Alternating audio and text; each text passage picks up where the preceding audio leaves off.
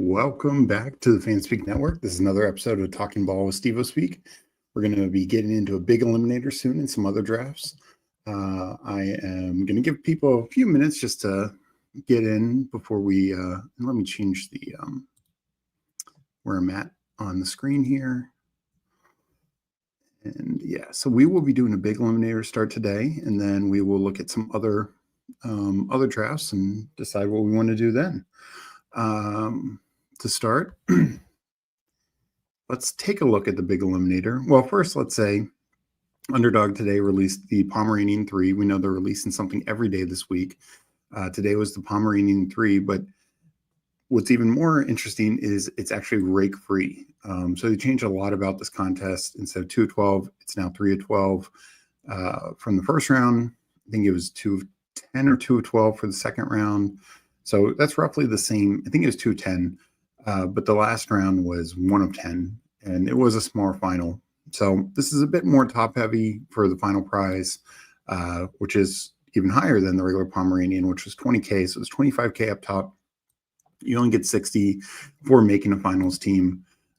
So you don't get your money back if you max, but it's still a fun tournament, rake free. So, you know, all the entry fees are going back to those who win. So that's always nice to see. Definitely a positive ROI tournament, I think, overall. And we, maybe we'll do those after we do the big elim. Sorry, I am trying to update. We at the Fanspeak Substack, we released our rankings. I updated the rankings. I'm now making sure I'm uploading them correctly. And so those are up live. If you are part of our Fanspeak Substack, Best Ball Substack, which is not just Best Ball, it's going to be Pick'ems, it's going to be the dailies on Underdog, the Battle Royale, and all those other contests. It'll be DFS, it'll be sports betting. So it's going to be a full package for one single payment price for the entire calendar year, $34.99. Let me hit up chat. We got Pat in here, the pound, saying big. Yeah, big eliminator. We'll go over the differences with that in the regular elim in a second before we get into a tournament. We got Who Hames in here saying, sup fam. I will be on with Who Hames tomorrow on his channel, talking a recap of the second week of the preseason. And looking forward to that, because there are definitely some interesting things, few injuries, unfortunately. But definitely some injury things. Tonight's the last preseason game tonight. Washington Commanders, my Washington Commanders versus the Bengals. Obviously, a lot of storylines around that tonight. Brian Robinson not playing, potentially being shopped and maybe traded.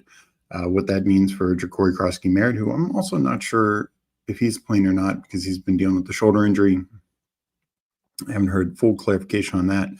And then on the other side, the Bengals are shopping their all-pro edge Trey Hendrickson, who is one of the best pass rushers in the league, and they cannot work it out an extension. And Washington's in a similar boat with Terry McLaurin. They have not been able to work it out an extension yet. We got Green Bean in here saying, hey, how's it going, Green Bean? Hope you're doing well. We got our guy Eddie in here. Big Papa Steve, what up? I want to do 2 of these big elims. Yeah, I'm definitely doing 1. I might do 2. It's a fun contest. Got my sister in here saying, hey, brother. Good seeing you, Meg. Always. So I'm definitely doing 1. Might do 2.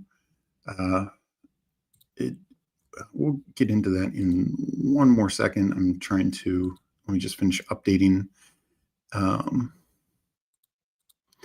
this. And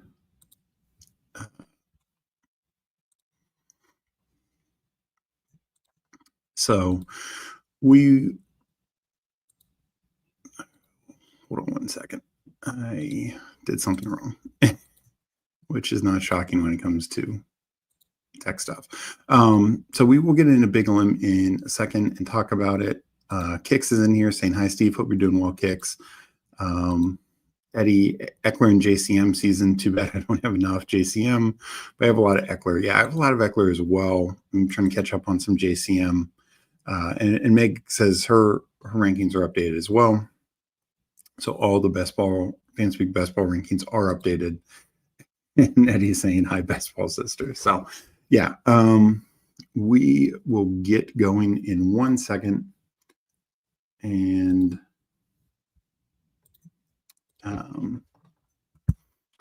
I'm also updating my best ball overlay.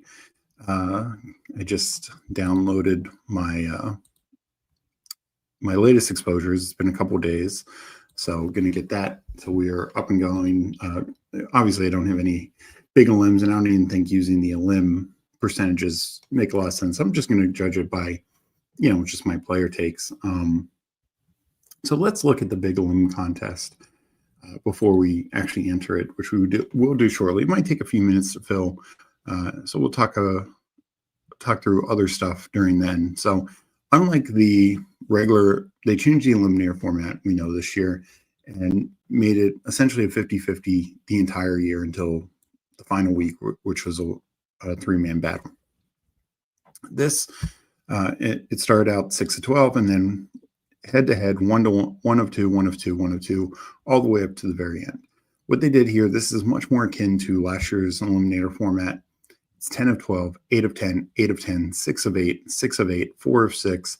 So these first few weeks, until you get to the money, you're looking at like a 75-80% advance rate, even slightly above 80%. So you could just look at it: 2 teams drop, 2 teams drop, 2 teams drop, and that even continues to this 2 of 4. So that's 50-50, but then it's 4 of 6, 6 of 8, 6 of 8, 2 of 4. So there's only 4 weeks that have a 50% advance rate in this entire up until the final week, and then the week before the final week, so semifinals week, it's 1 of 3. It's actually the worst advance rate. But good news is, if you make it to the semifinals, you get $10,000. So it is a $100 entry. You not only $10,000, you'd profit $10,000 to be fully transparent with it. And then the final two-person head-to-head is going between 50K and 20K. So it is a little top-heavy up top, but even getting into where this is an odd one, 18 of 23. But that's a very strong advance rate. 18 of 23, I believe that's the would be this 46. So even if you fail, you're getting $1,100. So you'd make $1,000 profit. So that is, if you work back, this is week 17. 1 of 3 is semifinals, 2 of 4 quarterfinals, 2 of 4 here is week 14, 4 of 6 is week 13, and this 18 of 23 is week 12. So you get to week 12 and you get a pretty, 10 times your money. I'd say that's a pretty solid payday. And I think there's a lot to be said about this contest. Just the better advance rates. Yes, I would still consider it top heavy, but I do think you get a good return. I prefer this Eliminator format than the head-to-head, to be honest, just because the head-to-head ends up being so fluky. Even when it's 50% in a 4-man pod, I still have better odds than a head-to-head, I feel like. So I'm a big fan of this format. That's why I wanted to do at least one. And, I do recommend it if it is a higher price point. But if you can't afford it, I do think it's much better ROI than, say, the regular Eliminator, which, is very pod luck based, could be very fluky. You need to go a couple more weeks until you get into the money, get your money back. But overall, I think it's worth it just because your rate to advance is so much better during those weeks. And what I will say, a couple other key things before we get into it. You do it to be a bit more cognizant about the buys, because in the other one, you get into the money even before the first bye week. Here, even more so, you want to, I think, spread out your buys. I think you want to be very balanced. I think you want to be more certain and focused at the quarterback position, at the running back position. It depends on, we'll see what kind of build we get, but I will probably be more mid to late tight end focused. I'm going to look for more solid floor play receivers. I want consistency above spike weeks for sure, even more so in this contest, because especially when I only have to be top 75%, I feel good about my odds if I can get a really strong floor. So I'm going to count down. I'm going to enter now. I doubt it snap fills. And and we then I'll get back to the chat. So I will do a 5-second countdown just in case it snap fills, but I don't think it will. Are we entering this in 5, 4, 3, 2, 1, enter?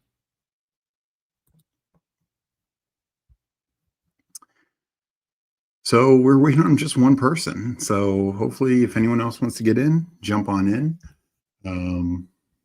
This should be fun. So let me catch up chat since went a little bit on that. We got Mike in here saying more updates. Yes, always, Mike. We always have to keep you updated. We got Fantasy Football Garage in here saying, what up, Steve? How's it going? Hope you're doing well, Kenny Man. Steve, how are your MLB best ball teams? In the semifinals with one, but mid-season. Yeah.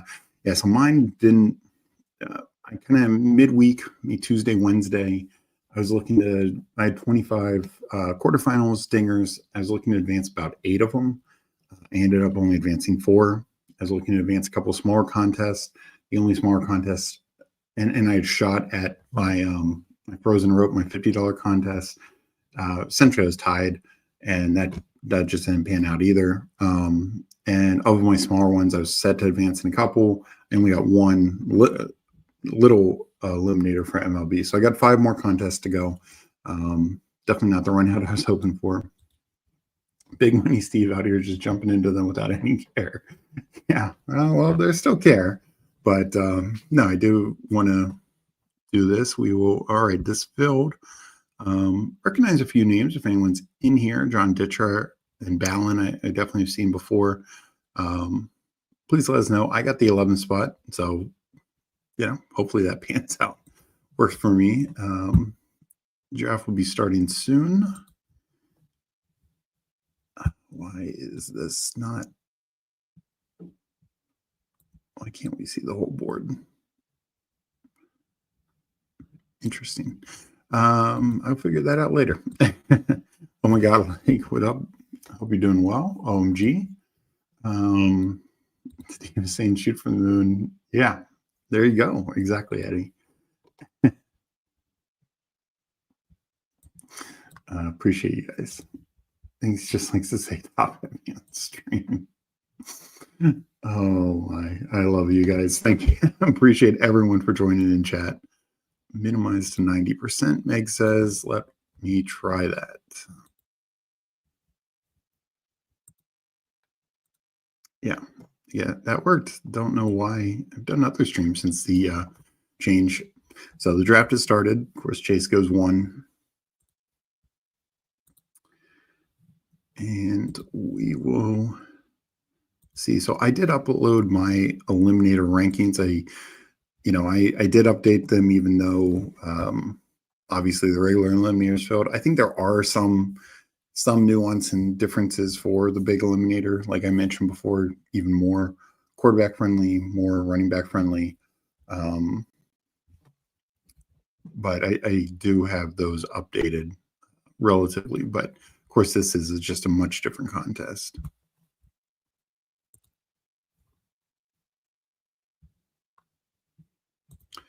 Meg found her clip for YouTube, Steve, on her directions and saying she was right. What's your main focus in this running backs, even builds? Yeah, so pretty much running backs and pretty even build. I mean, tight end, I don't mind waiting on, but any other position, I want to be pretty. I don't want to get too far behind at any position, including quarterback. I think elite quarterback is really strong in this. Of the elites, I'd probably prefer like Jaden or Burrow the most, since they do the later buys. I still am going to do 3 quarterbacks if I get an elite quarterback.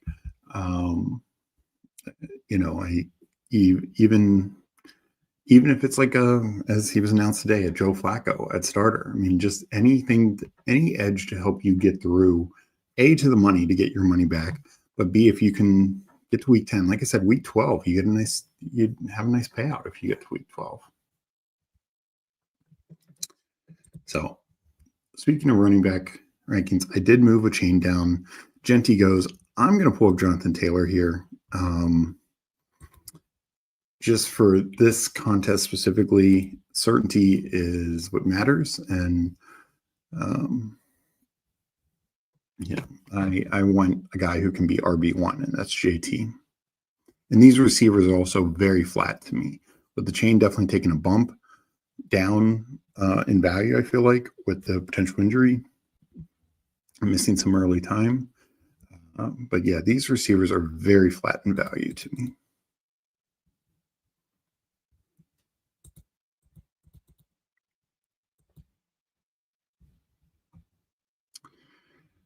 So we will go.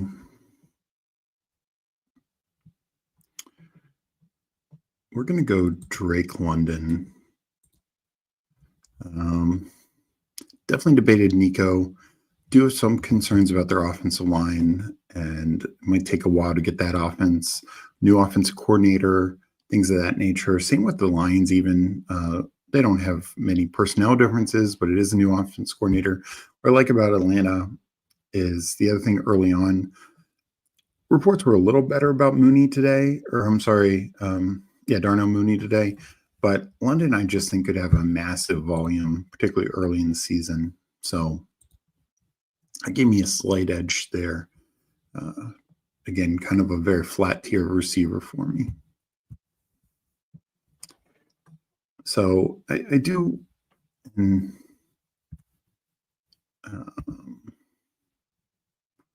Why is my best ball overlay not showing up? There we go. So let me log in.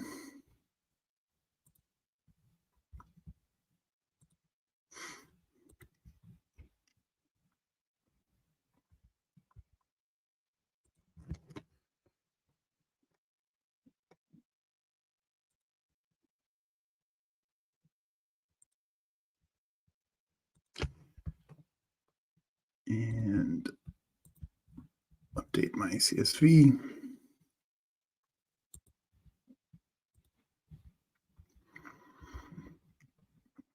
Again, that CSV is for regular contests, so this is, percentages aren't as key. And then I will finally look at the initial schedule.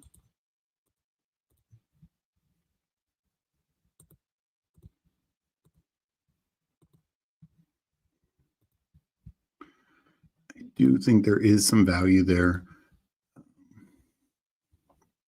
So did that update right? Yes, Giants Green Bay. Yep. Okay. So we are good to go now. And I think focusing on that is going to be key. So James Cook would have loved that pick. Jane Daniels would have loved that pick. Kittle is a little interesting, but I generally think elite tight end isn't where it's at. I'm going to go Mike Evans.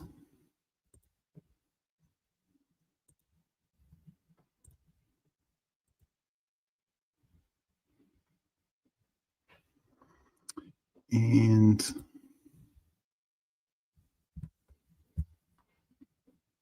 we'll see what hot sauce gives me. And Devontae Adams is a little riskier. I mean, we saw Stafford practice today. How much confidence do we have in that? Kenneth Walker is a little risky in this.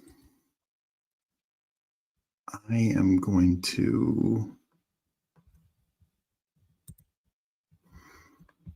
go Xavier Worthy. Even if Rice isn't suspended early on, I think Worthy's a very good pick in this both and in general. And I love Devontae Adams. It's also, I think the Rams have a tough early schedule with Houston and Philly. So that factored in a little on my decision as well. We got DJ Quill in here. What's going on, DJ? Hope you're doing well. This is a big elim I'm doing right now. So I have the 11th spot. Went 1-0-1-3. Didn't get some of the guys back I was hoping for. We saw Travion Henderson go up in this. That is interesting. I love Kamara. So that's a good pick. It's tough to get excited about that offense, though. The Saints, I think, could be a work in progress. Overall, I think Kamara is the least affected by everything. He could get a ton of dump offs. He should get plenty of early down work. None of the backup running backs, even if it is Kendre Miller, which I guess is the lean right now, but they've not looked good in preseason so far. So that, my guess, ends up being a revolving door behind Kamara. But we'll have to see. Is the man who had JCM ranked higher than ADP since the draft? Do you feel like others are trying hard to make it seem like they were first? Yeah, I mean, look, I know there are multiple people who were fans of JCM before the draft and after the draft, and there's even good. Look, there was good Ja'Cory Grosky merit buzz with Washington right after rookie minicamp. Their coaches talked glowingly.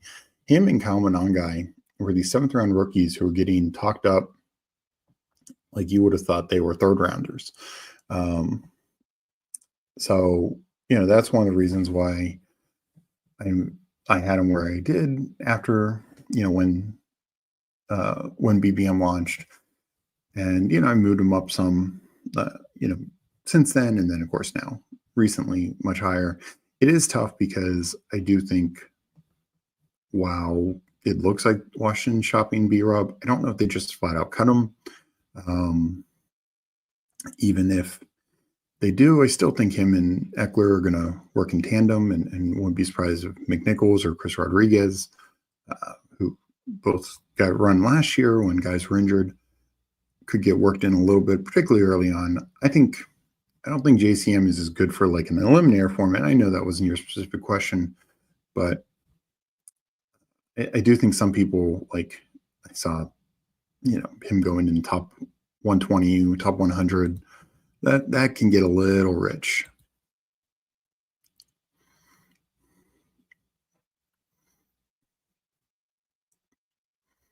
All right, we're going to go Isaiah Pacheco. I want pieces of the Chiefs defense or Chiefs offense. I think they're going to be much better this year. I like Harvey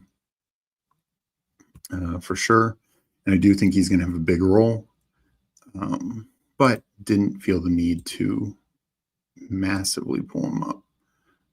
Tony Pollard will be in the mix for this pick. He gets double tapped. That's fine because I want Roma Dunze. So he's an earlier buy.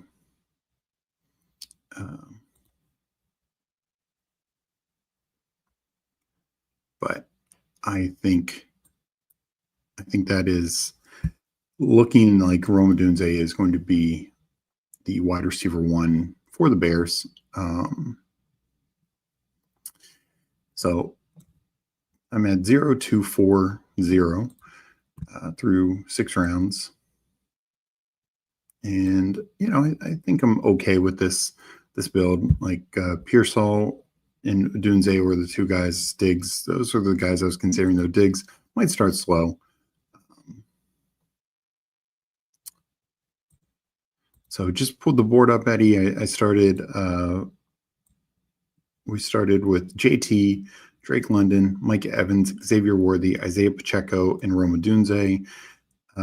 Taking 2 Chiefs, I don't want too many like week 10 buys as a whole, but I think taking 2 Chiefs is good. I think they will be very condensed overall. And I think their offense is going to be good again. I think there's a lot of positive signs to that. Rice is interesting. So the problem is, it's not just the first 4 weeks that you need in this. This is not like the regular eliminator that's head to head. And so if Rice, which I think now the floor of Rice missing games is probably around 6, and it could be 7 or 8. I don't think it'll be the 10 that reportedly the NFL was looking for, but that's a massive amount of time. And that includes weeks before you get to the money. So I think in something like this, I would not take Rice until pick 100, 110, even 120. Even if he is out there those first 4 weeks, you just could have a situation where he's then misses the next 6, 7 weeks, and then you don't even make it to the money if you're investing too much in him. So that would be my concern. It's just not a risk I'd be willing to take, particularly in this kind of contest. Like, it's one thing in the Eliminator, the $10, because you're having more than 1 or 2 of those. So if you take a risky pick here or there, and even there he was going later, or should have been going later. So yeah, I'm gonna do my best to stay away from injured guys, suspended guys, guys we don't have a lot of clarity on. As much as I love Travis Hunter, he's a rookie. That's why I prefer Dunze more. Just some other same with RJ Harvey, like him just being a rookie. I think overall, long term, we're talking to BBM. I think I've been taking him over Pacheco pretty much every time. But something like this, I feel really good about Pacheco's early season workload.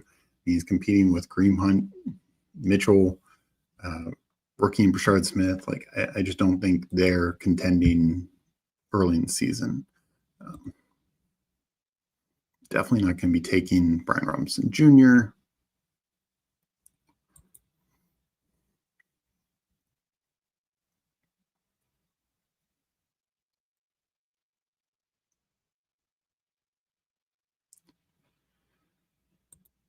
So there are some running backs here. I am going to take Hawkinson. Hawkinson to me is, I know Addison comes back after 3 games, but we're starting off the season with Justin Jefferson banged up, Jalen Naylor banged up, and Addison suspended. I will take Baker. I have both Baker and Mahomes I could go with.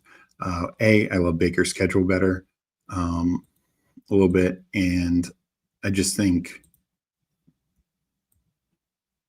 I just think the Baker Mike Evans combo can be such a winning combo.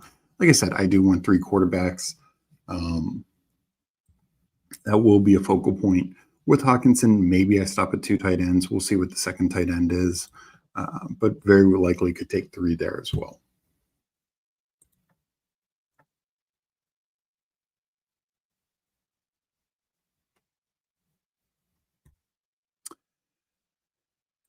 Were you out on Rice in the 6 last year, expecting 6 games?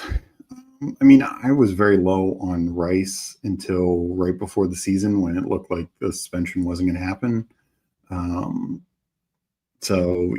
had very low, I can't remember, like 4 or 5% Rice. And by then, his price had moved back up a good bit. But the problem that I have is a lot of times in these situations, you expect, since the Rice, in pre-best ball before the draft, and since like Rice's plea agreement, I've been saying we should treat it for the worst case scenario. And I thought the worst case scenario was 6 games. So if it ends up being 4 or 5, then you're a-okay. You're even gaining more value. Here, the worst case scenario I think is probably more like 8 games. I think 6 is the most likely, but I do think there is a worst case scenario of like 7 or 8 games. So, and if there's any sort of little appeal, like if they do an appeal, if the timeline that it's laid out, he might be able to play 4, maybe in 5 games if it takes a week to before the judge makes her decision. And then even if it's 6 games, if he appeals, that could take a couple weeks. So then you could get into like fantasy playoffs. Now, that doesn't matter as much for this, of course. But I think even in this, like as soon as the suspension risk came back, I moved him way down. I mean, 6 games is 6 games, whether it's, the first 6 weeks, the middle 6 weeks, the last 6 weeks. That's a significant thing. Obviously, for regular best ball, the last 6 weeks are the most brutal. But because now, when it was the first 6 weeks, at least you could say, okay, I'm going to load up my bye weeks after week 6. So, I'm not taking Falcons, I'm not taking Vikings. That way, those guys are, Drake London's covering him, that kind of stuff. But now it's, I think, just very murky. And when you're hearing the NFL is pushing for like 10 games, that's what makes me think that, yeah, it could get bad. All right, coming up here. So I want some certainty, and that's going to be Ramondre Stevenson. I think Kendo is going to be the more spike week guy and all that, but I think Stevenson is good in this format. So coming up in 2 picks, and I'm going to take another quarterback. I don't want to get boxed out of quarterback. One of the reasons I took Rome was to take Caleb. He could start a little slow. Again, I'm going to want a third quarterback on this build. And the one downside of taking London and Rome is both obviously Penix. And I want to spread out the buys. I don't want to take Penix with Caleb. But I'll even take the quarterback just as an advancement piece. And if I can backstack it, great. If not, it's not going to be the most top priority for me.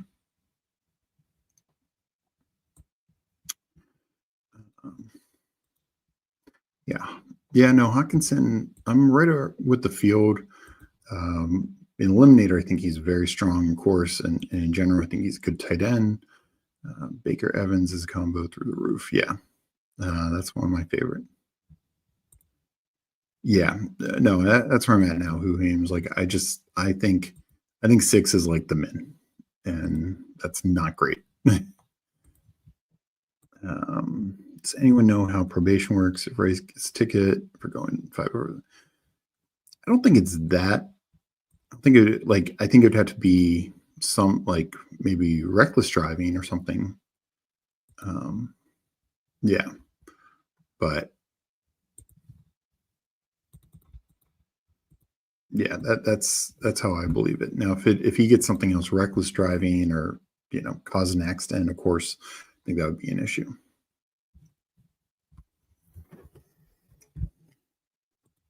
So coming up in 7 picks, feel I have mixed feelings about this team so far. 2, 3, 4, 1. JT, Pacheco, Stevenson. I somewhat think I might need to go 6 running backs for this team, just because I want more certainty there. 4 receivers are London, Evans, Worthy, and Adunze. I like those a lot. And if I do go 6 running backs, I'll probably be taking it from the tight end position.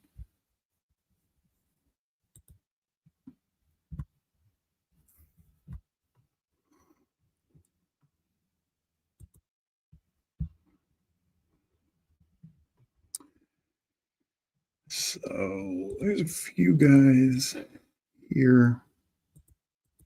Okay, Mims goes. I'm going to take Keenan Allen. Bit of a tier break for me.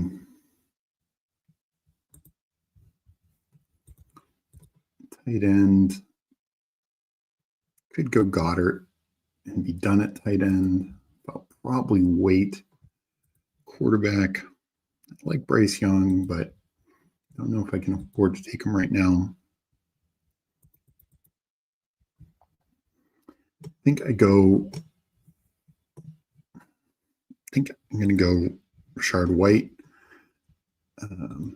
He sounds like he's ready to go or should be good to go from some of the latest things I've seen. My biggest concern is it's another week 9 for me. I do, like I said, I want to be totally cognizant of my, not just at a singular position buys, but I don't want to have like 6 guys on buy in 1 week, because that's how you can finish, 7th or 8th out of 8. So my receivers, I feel really good about my receivers. Running back, Rashard White, I chose him over Ray Davis just because I think there's a bit more standalone value. I think there's a bit more of a floor here. And like I said, floor is premium for me. Ray Davis has bigger upside if anything happens to James Cook, but I do think White's floor is a little better. I got him a driver. Yeah, no, we got that in here. I know Ball. How's it going, Thad? Hope you're doing well. Always Bryce Young. Bryce Young was tempting there. I will admit it. I am a big Bryce Young fan. I would like to be more confident with my third quarterback, but I felt I needed a running back there.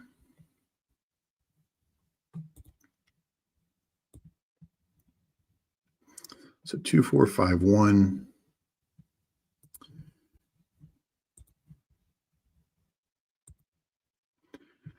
We got Mr. Nick in here. Good to see you. I'm excited for the B-Rob news to come to a close, not because I care about JCM, but more because I want to know where all my late B-Rob bags will be going. I think people are overreacting. And that is a thing, just because I don't have a ton of B-Rob.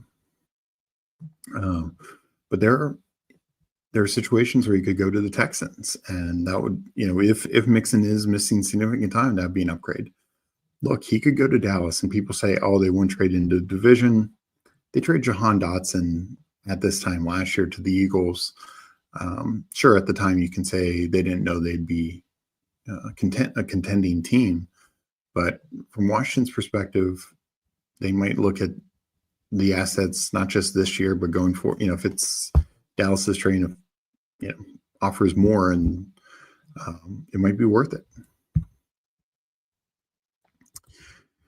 So those are kind of, I guess maybe the Bears would be another positive place for B-Rob. I think there's only a handful of them, but so I'm up in a couple picks, then we'll get back to chat.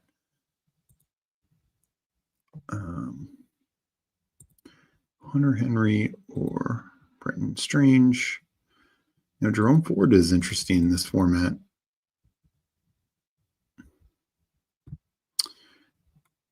Who do I feel more confident about? I think I'm going to go Hunter Henry. I think in terms of floor, I think he's very strong.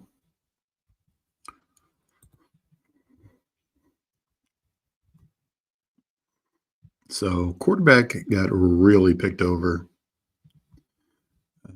That's wild. Not entirely shocking given, the stakes here, and there goes Ja'Cory Krosky-Merritt.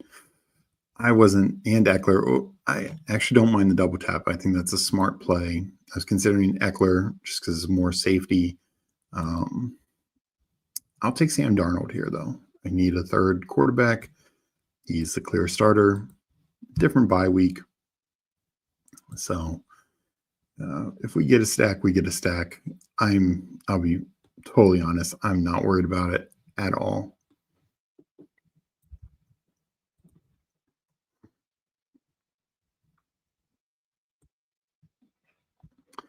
All right, let me go to the board, and then I will get back to chat.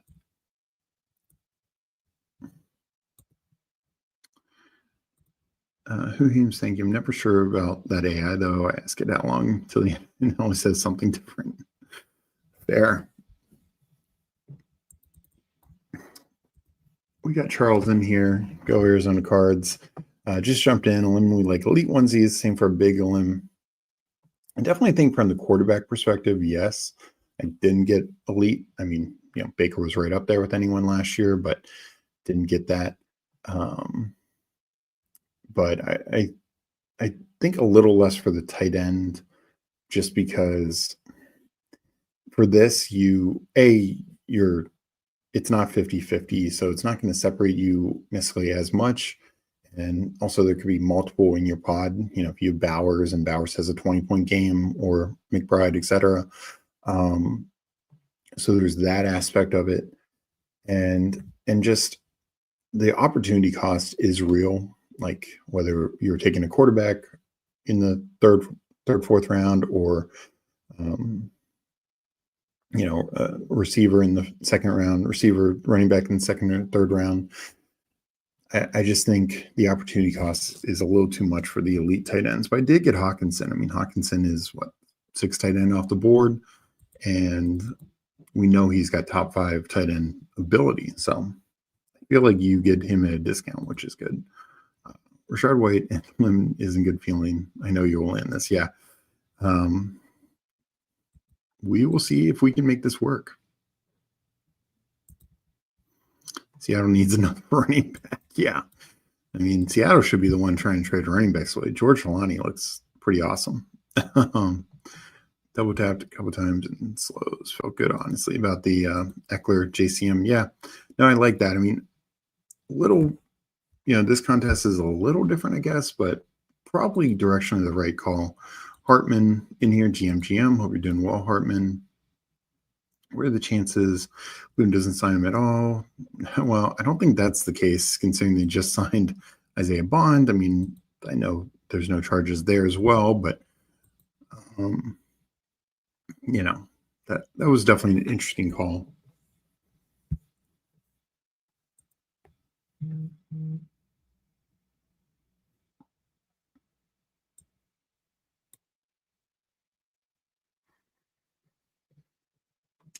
All right.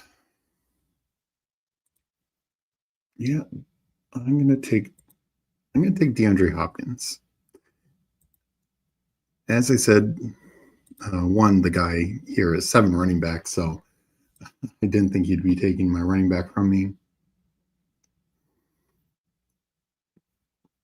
And I did where you take Hopkins. I think Hopkins is one of the best floor play guys out there. And speaking of that, let me take Justice Hill, guy who is going to have a role. I think will always score points. There might be times where I just need 10 points out of him, and he can deliver that.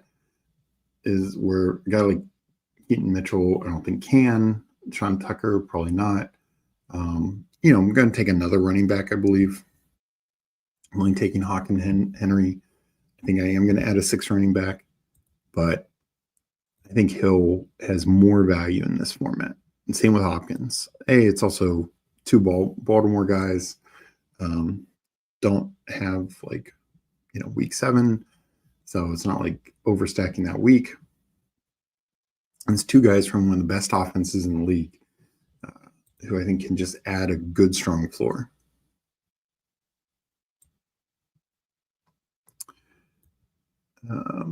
As for the Judkins thing, I'm sure some of it is he's looking at trying to get a fully guaranteed contract, which they ironically just gave Isaiah Bond. But I'm sure Cleveland probably wants the NFL to finalize their investigation first. I mean, that's what the Schefter report said, and I think that makes sense, because otherwise they're just risking a lot. And so, yeah, I mean, the longer it takes for Judkins to sign in, look, it could be tomorrow. But I mean, I doubt the NFL's investigation will be finalized tomorrow, but they could end up signing him tomorrow. Maybe they, decide to sign him without it finalizing. But the longer it takes for him to sign, even if the NFL comes back before week 1 and clears him and says no suspension, nothing, the longer it takes for him to sign, I think the harder it will be for him to jump back into the offense and be a significant player early in the season. So I do think he loses value with the longer it takes for him to sign and get in the building and practice and do everything there. As talented of his guy that he is a rookie. And, it's not like, I mean, the thing is, like, Jerome Ford and Dylan Sampson for if those guys were on the Texans or Dallas, I mean, we would be loving where they're at. But my point is, Judkins is competing with some actual talented guys. So I'm up in 7 picks for my final 2 picks in this big LM. Then we'll figure out what we're doing next.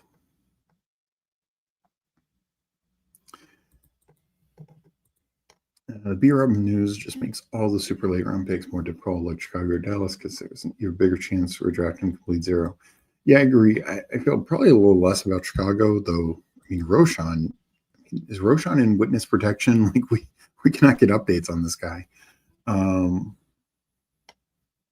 Monangai didn't dress for the game. And then I didn't. Hold on. Okay, can we get our guy Taj Brooks? Come on. If not, I will take Monangai or Giddens. I'm going to go Taj. I mean, the handcuff is intriguing with Giddens, but I'm going to go Taj. And then let's get a receiver here. Tyler Lockett, Trey Tucker, Josh Reynolds, QJ. Am I missing anyone?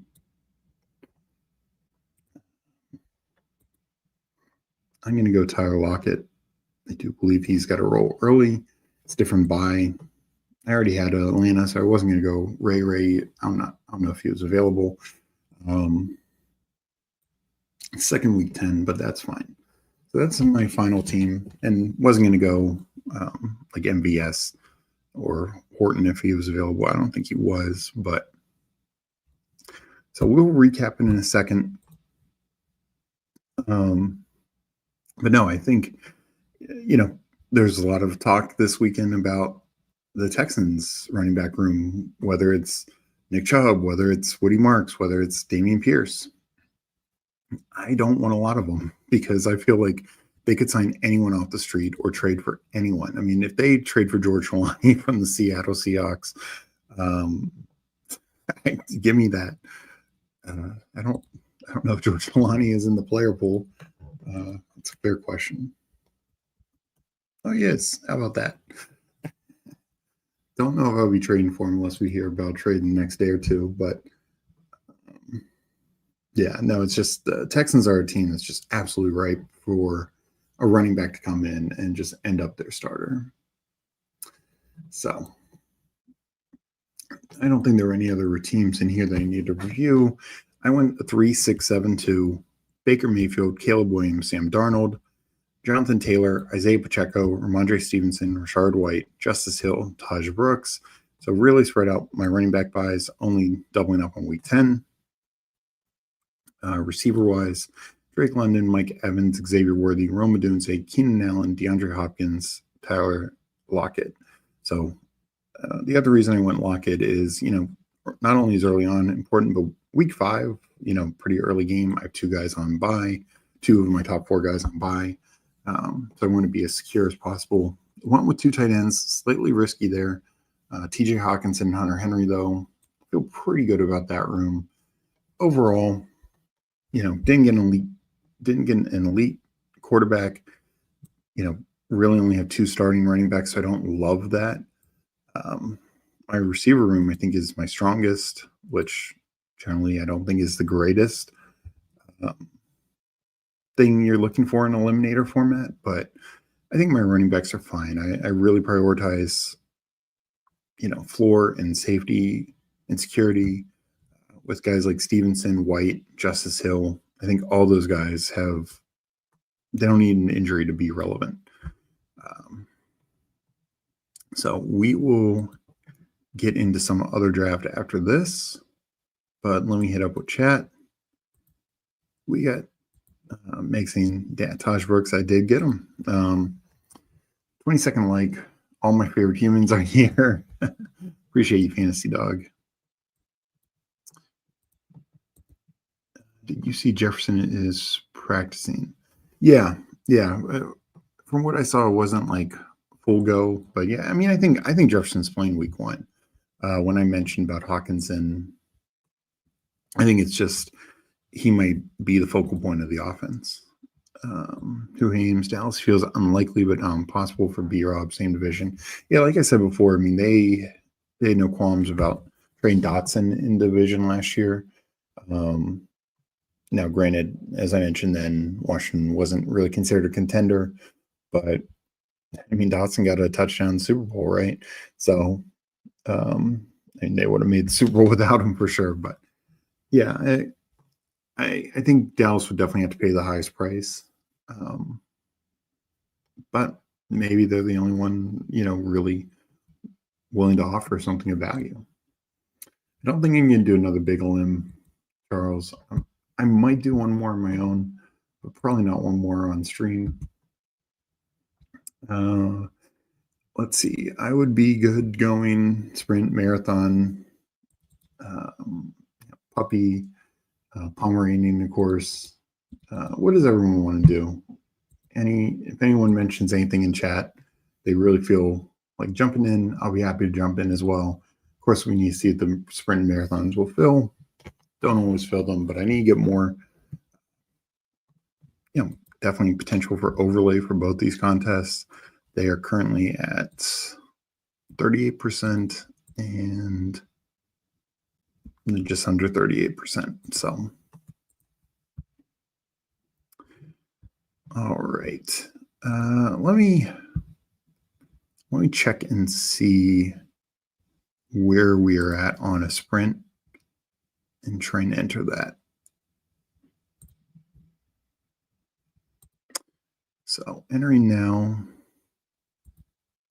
weighing on 9, weighing on 8. I might jump out if this doesn't fill in a minute. And maybe I'll check marathon instead.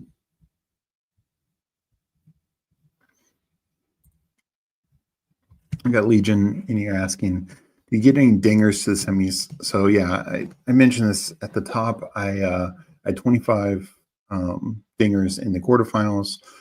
About midweek, Tuesday, Wednesday, I was looking at getting about 8 through. I only ended up getting 4 through.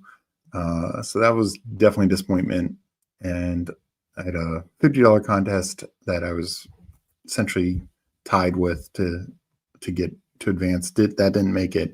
And then of my smaller ones, only one little eliminator, MLB little eliminator went through. So definitely not the quarterfinals run out I was hoping for. But good luck to you, Paul, and you're 1 of 7 through. Unless we're in the same pod. So yeah, this is not really moved. I'm going to jump out of this. And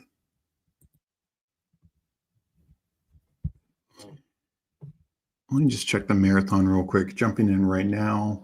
Anyone wants to join? It's the same, 1 of 7.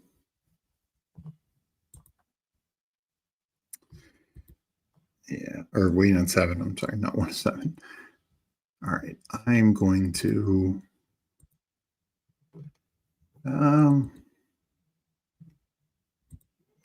let's do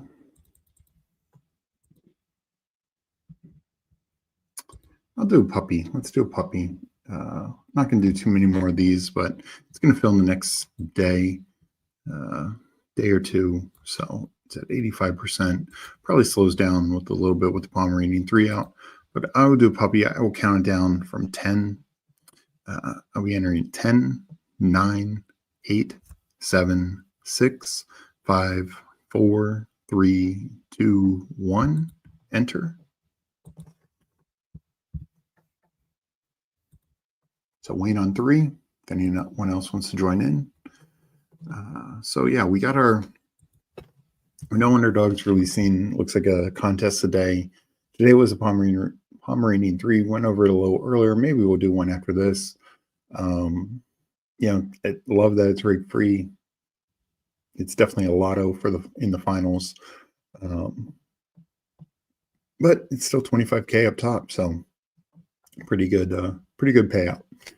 Let's see, we got T-Bear in here. We got Legion in here. We got Losamo.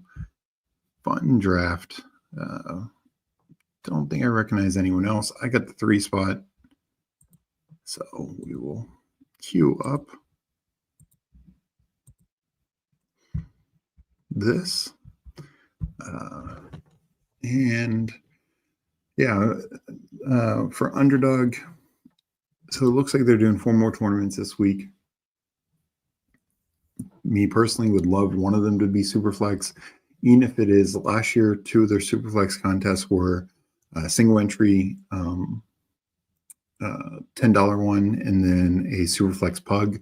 Even if it's one of those, but I could see it being like another Superflex German Shepherd or maybe Superflex Poodle, something along those lines. I could see in maybe like another Poodle regular. It's not in Superflex variety of the 4 remaining. Wouldn't be surprised if one's a little more expensive. I would love for them to do the Pitbull again, the $20 Pitbull. I think that's a very strong format. It doesn't have the 3 of 12, but advance rates are good across the board. And it's under K up top. I think it would be fun for them to release a second one of those. I will go Brian Robinson here. Don't really get him too often at the 3 anymore. And just kind of balance my exposures between him and Saquon.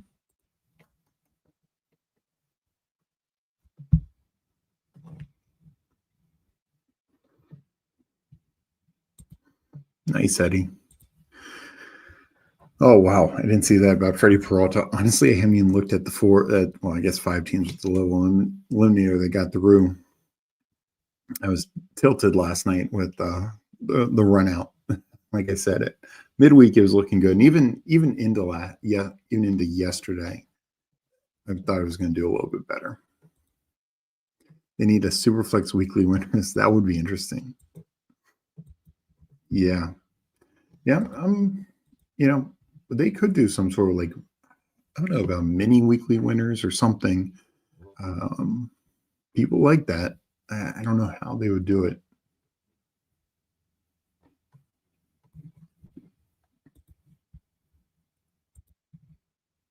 I think tomorrow we get a little limb. Yeah, I could see that.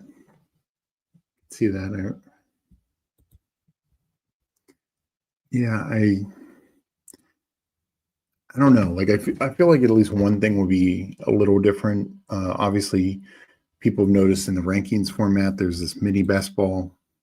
What does that mean? Is that like weeks 1 through 4 or something like that? So I wouldn't be surprised if that's one of these 4 days, assuming mini best ball was something before the start of the season. Yeah. That's why I wouldn't be surprised if we see of the 4 remaining, a Superflex, a bigger dollar one, and I said the $20, but it could be something like, Chow Chow 2 or Dalmatian 2. So I think those are all in the mix. We've only gotten 1 pug. That's surprising. I think we had 4 last year, including Superflex, a 3 regular, 1 Superflex.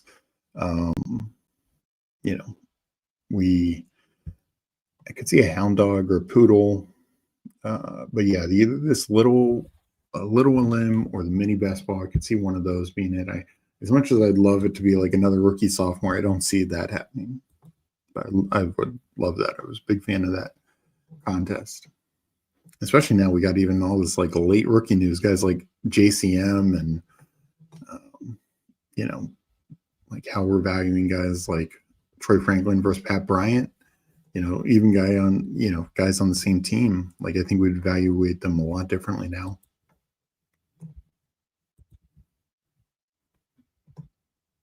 So coming up here. And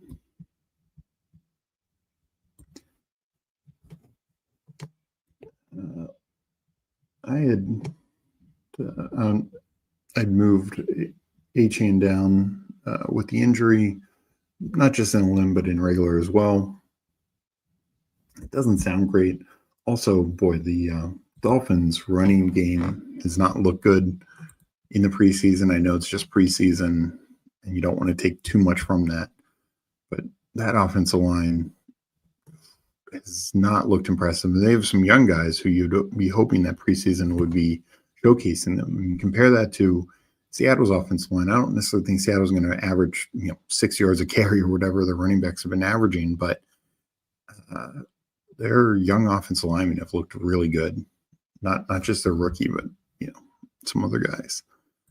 I moved Tyreek Hill pretty significantly down. I'll go Ladd here. I've seen him more and more fall to the end of the second round. I think that's a fair value.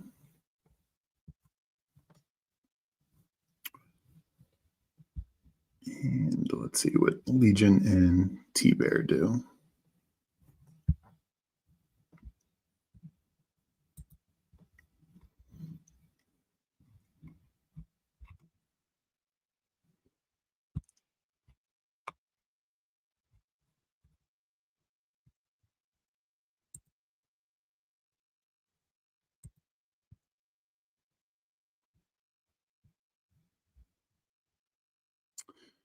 Oh, he brings up Kittle and Adams. Well, that's a way to get different, that's for sure. I'll take Higgins. I mean, just want to give him to me. I'm fine with it. And I need to refresh. That was getting laggy.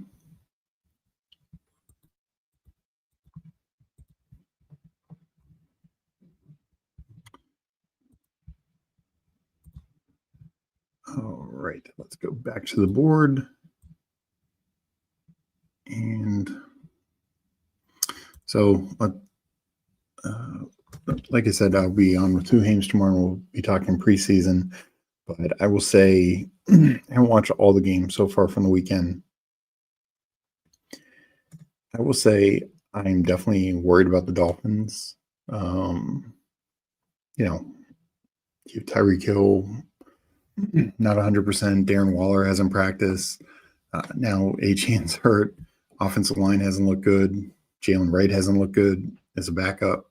Ollie Gordon's been, pretty solid as a rookie, but playing mainly against third strings.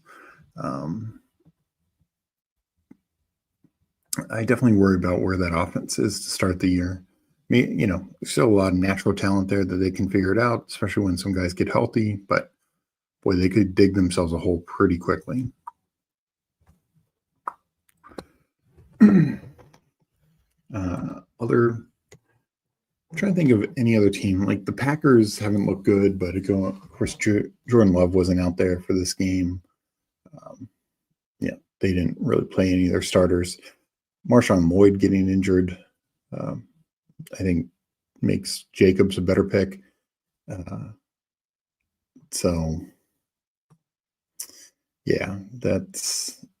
They've been a tough team to get a read on. I'll say, obviously, a team like the Rams don't play any starters. 49ers, their starters played very briefly. At least Purdy and Pearsall, and that looked good, but tough. Some teams are just going to be tough to get a read on for sure. Eagles aren't playing starters, etc.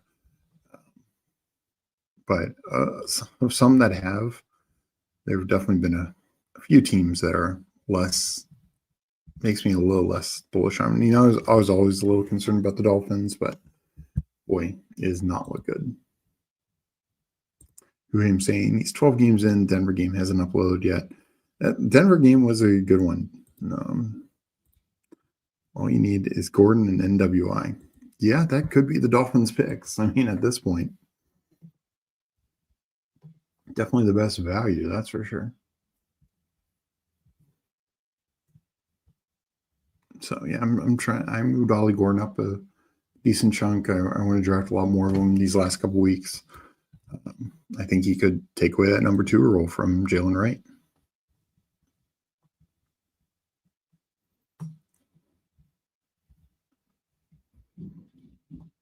So coming up in 1. I mean, you never see James Cook falling back here now that he's signed. I will happily take that, even though I'm very high on James Cook. I will take the falling value every time.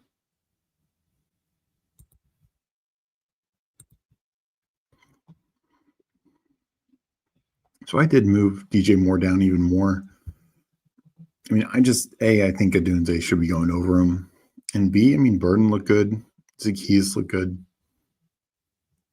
Not that I think Moore won't have some fantasy value and upside. I just think he's the number 2 at best in that offense. And it could just be kind of a rotational thing.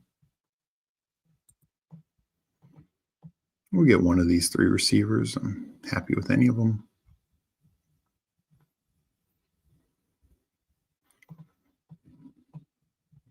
I had the most Sutton, but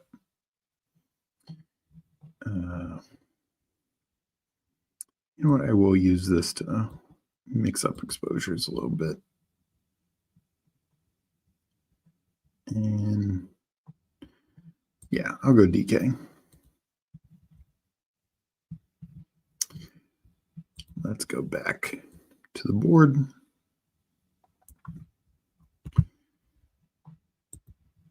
But yeah, the Bears game last night, Caleb I thought looked good.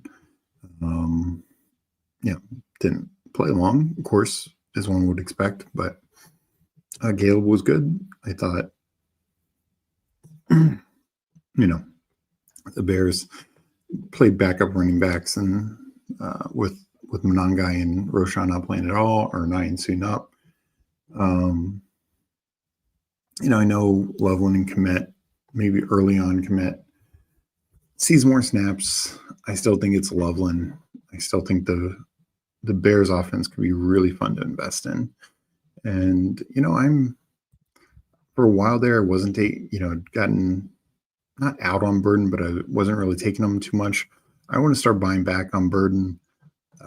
I think coaches seem to love him. I mean, there were some quotes from Greg Olson talking about like how much they love Burden. And they think he could be the best one on the team and all that. So, yeah.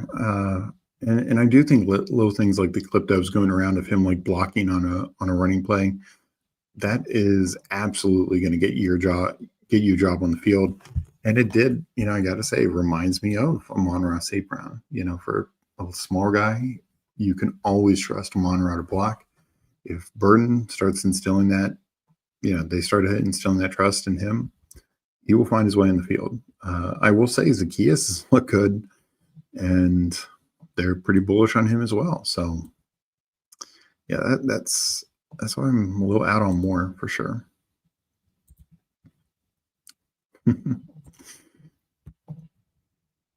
Trying to think some other games. Yeah, so probably one of the more interesting ones, of course, Joe Milton. There were people who thought Dak could get benched for Milton and all that kind of stuff. I mean, boy, not that many serious people were talking about that, but yeah, that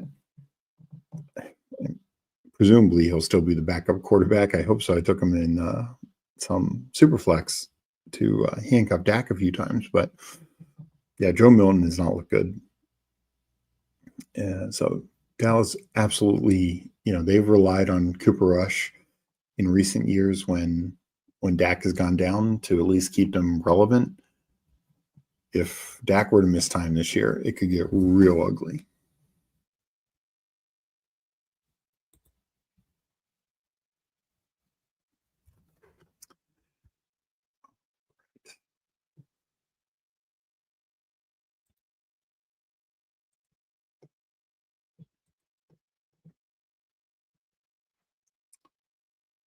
All right, so let's go. I'll go Tony Pollard in this. I mean, I like Pacheco as well, but I like Pollard. I feel the receivers, I should be able to get one that I like coming back. So kind of a balanced 0-3-3 start.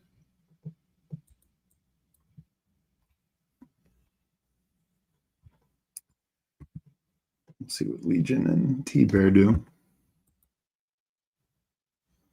End up with 5.9% all-in Superflex. Yeah, that's pretty solid, especially, he wasn't 100% drafted either, so that's pretty strong.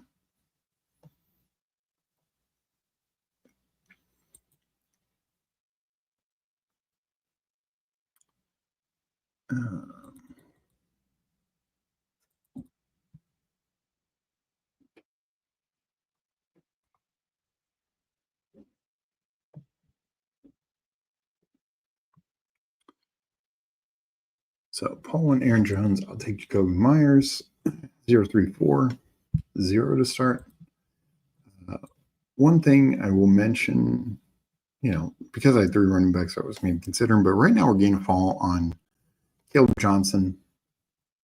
And I understand Jalen Warren sat both weeks with, the starters.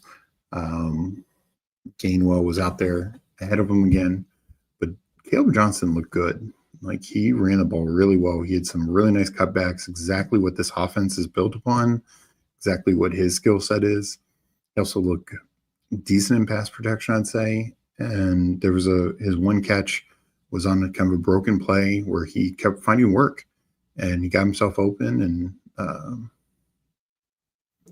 I can't remember who the quarterback was, got him the ball. So, those are the kind of little things I think will help him get on the field more and more. It's just also, I just don't see Warren and Gainwell. I don't see them combining for 20 plus touchdowns. They're not red zone guys. Jalen Warren has 6 career touchdowns, both rushing and receiving, in 3 years. Just not really going to believe that he's going to have a big touchdown role. So I already have a good share of Caleb Johnson, but if he continues to fall into the 80s, I will be taking him. I think I think week 1 he looked fine, even though the numbers weren't there. Ames and I talked about it on our show last week. He did everything right. He got the most yards that he could get on those carries. It was just he had no running room that week. This game, he looked even better. He had some really nice runs, and I just think there's going to be a role for him. It might take a couple weeks to earn Tomlin and Arthur Smith's trust and Aaron Rodgers' trust, but I think eventually he will.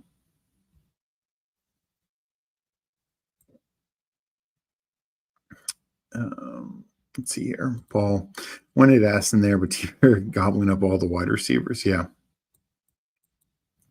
Yeah, I was for sure. I mean, I appreciate you taking Aaron Jones because, yeah, I saw Judy, Samuel, Addison, and Myers, and I'm thinking when I took Pollard, and I'm thinking I'm guaranteed to get one of those 4 back. Had you taken Myers, I would have gotten one of them back. So, that almost didn't work out for me.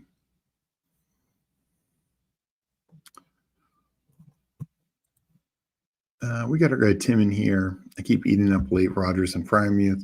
Yeah, it's an easy late stack. Freiermuth is super reliable. He's going to be the second or third option on the team with him and Jonnu. I feel like I know Gabe Davis is visiting again, but I don't see that being a big threat to either of the tight ends, at least. Can't go wrong with 3 quarterback build. T-Bear making space for JCM in the 9th. Yeah. Pretty much. I know that's his thing. I will not be taking him that early.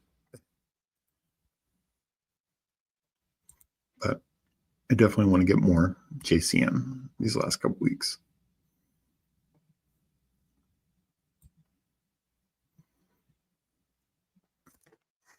So earlier, I didn't get the chance for Burrow. I would have taken him. No quarterback here, which is not great. This is the best spot for a quarterback. So I'll just take Mark Andrews. I feel like Andrews is, pretty undervalued. I know his targets were way down last year, but he was banged up to start the year. Still had a massive red zone role. I think that flattens a little bit. He maybe loses a couple red zone. His red zone percentage will probably go down, but I think his total targets go up. So, we know Andrews has the talent to be a top 10 guy. Oh boy, not a fun area. I'll go Cooper Kupp. Not my favorite click.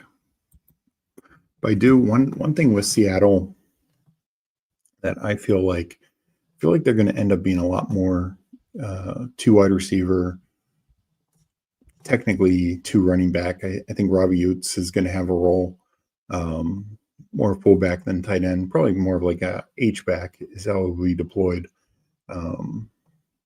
And so I'm lower now on Arroyo because I thought maybe they'd be a little bit more two tight end with the pass catching tight end, but I think it could be a lot of AJ Barner and Robbie Yates. I don't know, just kind of an early lean I'm getting from them. I think the third wide receiver will get mixed in some, whether that's Horton MVS, but just in that case, I think Cooper Kupp being out there more is, whether it's Horton, MVS, Arroyo, if those are pass catchers, if AJ Barner is going out for a route or Robbie Yates is going out for a route, they're not primary pass catchers. So I just think it will help Kupp ensure a larger target share because it's going to be JSN and him just eating up, eating up targets. I feel like we got C Money in here. What up, Steve? Hope you're doing well, C Money. I'm doing pretty well. Did a big elim earlier. It went okay. I definitely think, I built it generally as good as possible. Played it very high, looking for a very high floor team. But right now we're doing a puppy. Probably going to rip something after this as well. We're at 0.0351. Coming up in 8 picks.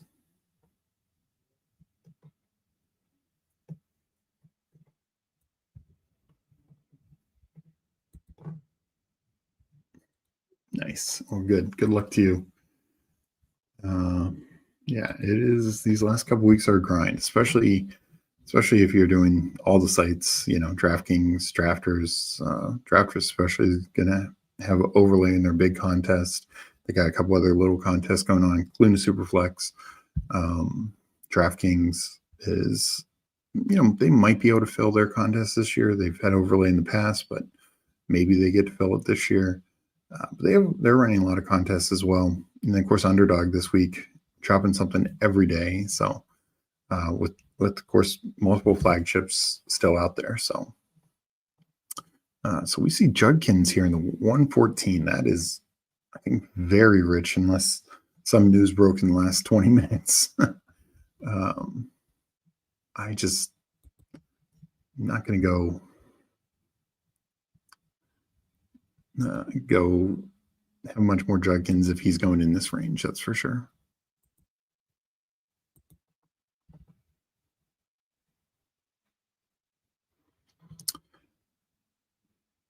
All right.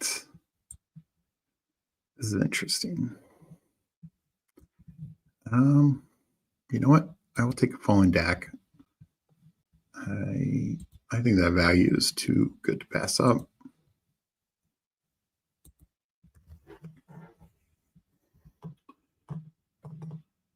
And sure, I don't have Pickens or Lamb.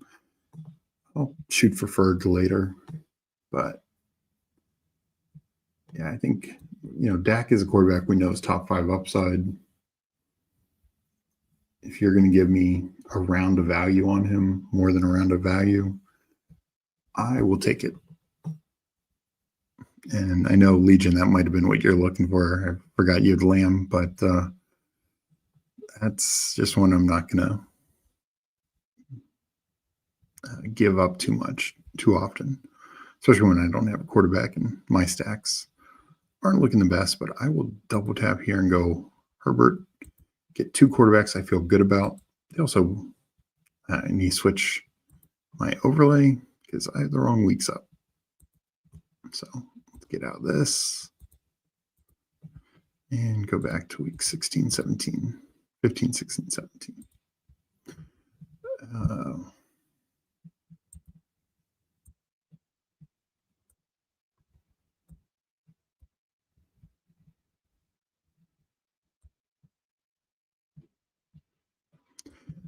So let's go back to chat. Good. Our guy Chad Candle's in here. Good to see you, Chad. I'm going to have to start this from the beginning to get that limb alpha. Well, I hope it's an alpha big limb. That's for sure. For a puppy, I don't mind Judkins in the 120s myself. He could be a late season hammer. Maybe. This is the issue I even had when Judkins looked like the clear RB1 for Cleveland was late season, the Browns could be really bad. You know, they're not having Joe Flacco. Like, I think their offense could be very functional with Joe Flacco. Like, is it going to be elite? Probably not. But I think Joe Flacco can get the most out of guys like Judy and Joku, you know, whether it's Fannin, Tillman, etc. But late season, if they've moved on to Gabriel or Shador or you pick it, it could be rough. Just less scoring opportunities, less potential, more heavy boxes, playing from behind even more. So that worries me. And it's just in the 120s. You know, I don't know. Like, and I know you mentioned Scatterboo, but it's like we got guys here like Braylon Allen, Ray Davis. You know, I'd rather make the bet on the Jags, you know, with the Tank Bigsby, just that kind of stuff. I don't know. So yeah, I know you said you have one spot after Scatterboo, but we got Disbanded in here with the dot. Hope you're doing well, Disbanded. Yep, I'm not a big 3 quarterback guy. I was going to have to make an exception for the Dak fall there. I heard he's probably missing most of September. Are you back to Judkins? Is that who you're talking about, Disbanded? Yeah, I wouldn't be surprised. I mean, even if they sign him, you know, this week, I don't think there's any way he'd be suiting up week 1. Gotcha. Appreciate it. Thank you. Yeah. Yeah. I mean, obviously a ton of unknowns there. You know, what does the NFL investigation do? Do they put him on the commission exempt list? Do they, while they finish it, do they suspend him? You know,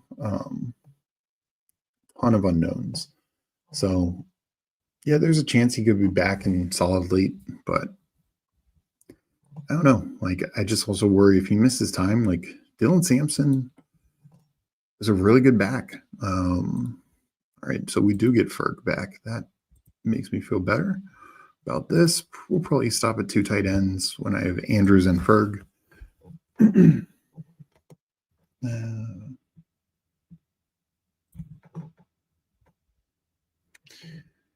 Let's see here.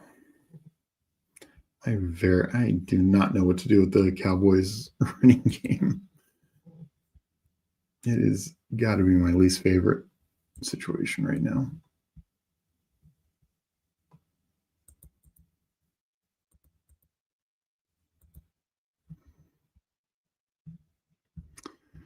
Let's see what T-Bear does. And Paul, you go running back or receiver here.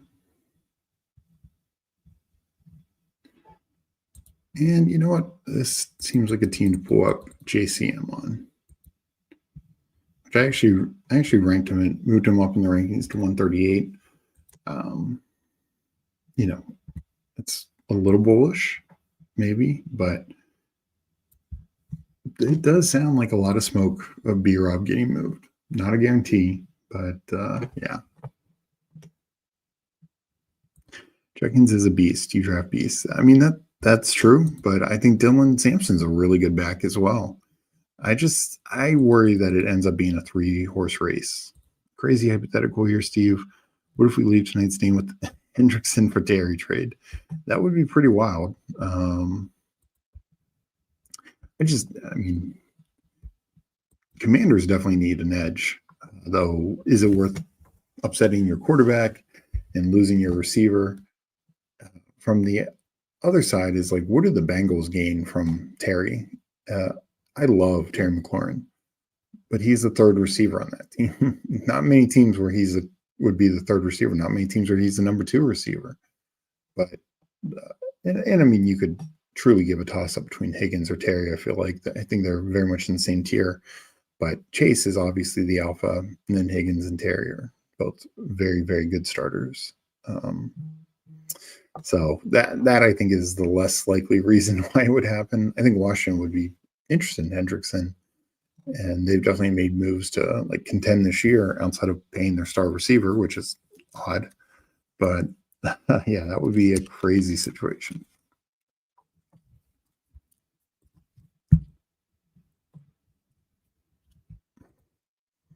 Yeah, Bengals make good decisions. Absolutely. They are known for that. Need some more AC mean other than that. Wait, need some more AC mean either that or this team is really getting you flushed. All right. I mean, it's a little hot in here, but I'll manage. I'll go back to the board. Sorry about that. And when do some Bengals make good decisions? Yeah, there is a game tonight, and Washington is playing the starters, apparently. We also got our guy Al in here, Beast Time. How's it going, Al? How are the draft streets treating you?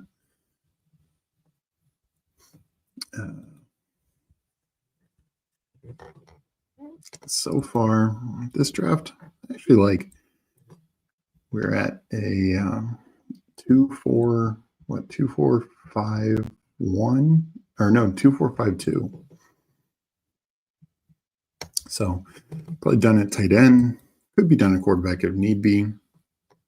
But overall, I think it's a pretty strong team.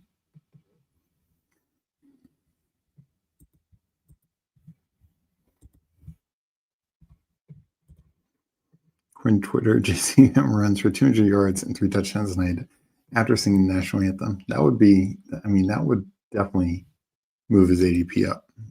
I haven't seen for sure if he's definitely playing tonight.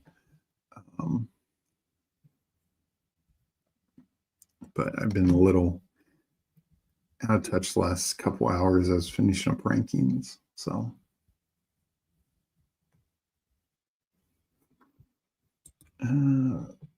I could use wide receiver help. I'll take Thielen because it definitely begins to get a tier break.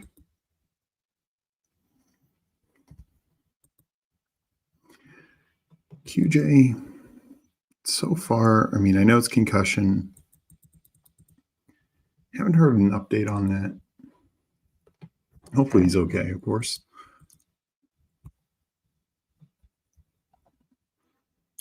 So, into T-Bear gets the Eckler pick. I consider that double tap. I would have done it if he came back to me, but I felt like there were multiple running backs here that I could take and feel good about. There was only kind of one receiver I could take. So we'll go. I'm going to pull up Rico. Well, not really pull up. It's essentially his range.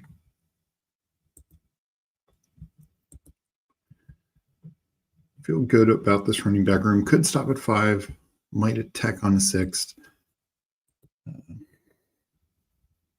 If a quarterback comes back, I'll probably tack on a 3rd. But don't have to. So I feel like I could go a lot of different directions. I mean, it's not like I'm going to go 10 receivers or anything crazy like that, but I could stop. I feel like this is one of those teams I could stop at 2, 5, and 2 if need be, but I'm sure I'll add on at least one more quarterback.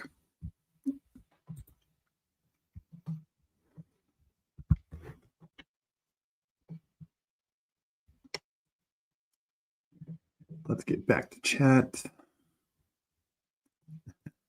That scene sounds logical about the JCM super game. Should Jacobs' ADP be higher now? He's one of the few starting running backs that are backup.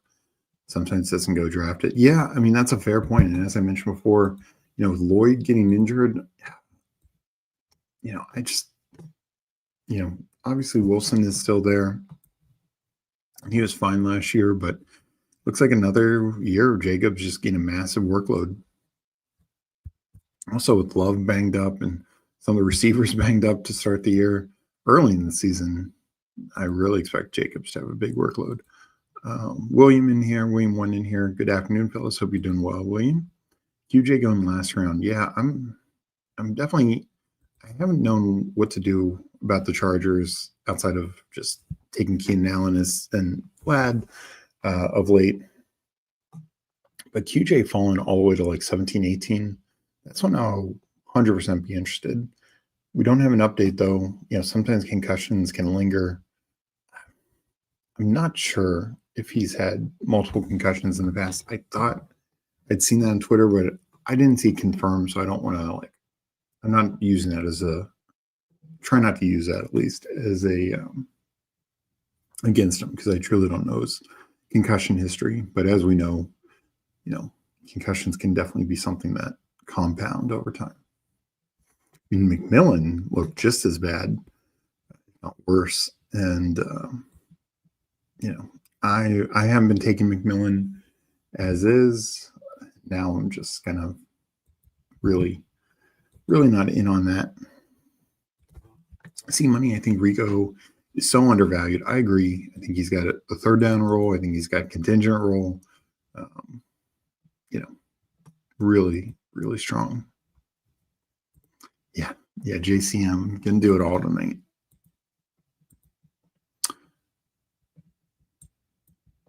QJ would never rise above target competition.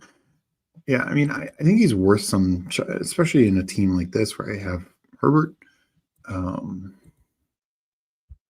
He went obviously, but I have seen him go in like the 18th round.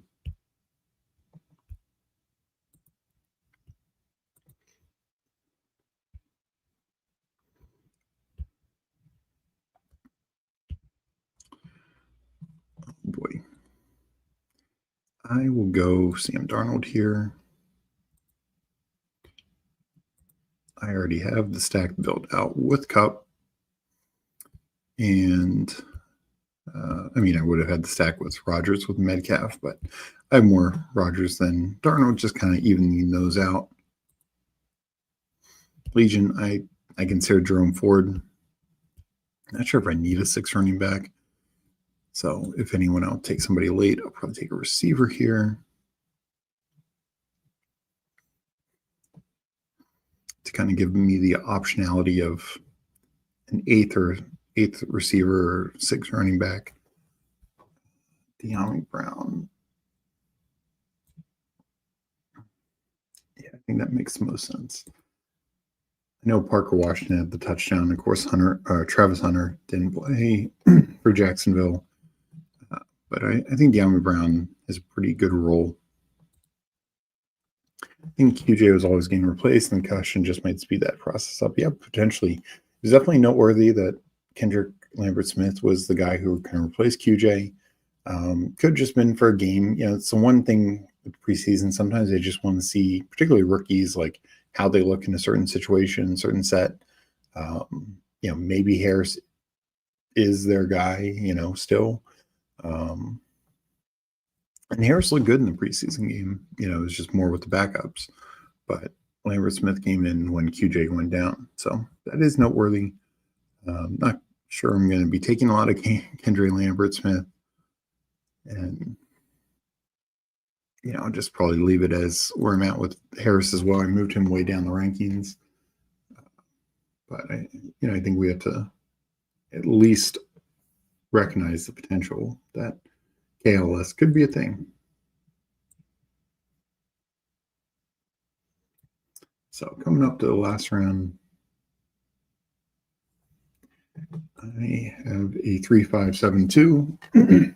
Probably going to go an 8th receiver or a 6th running back. We'll just see what the board gives us when we get back on the board. Yeah, I'm a big Trey Harris fan as well. Even if it takes him a little time. He was banged up a little in minicamp, I believe, so probably got a little late of a start. Banks News, the other New York Giants linebacker, that said they got Dingers almost every condition, I believe. Yes, no. I mean, let's see. Back then, Carl Banks and obviously LT. Who else was on the Giants linebacker? Can't think right now. Who's your pick for upcoming biggest surprise cut? That's a good question. Let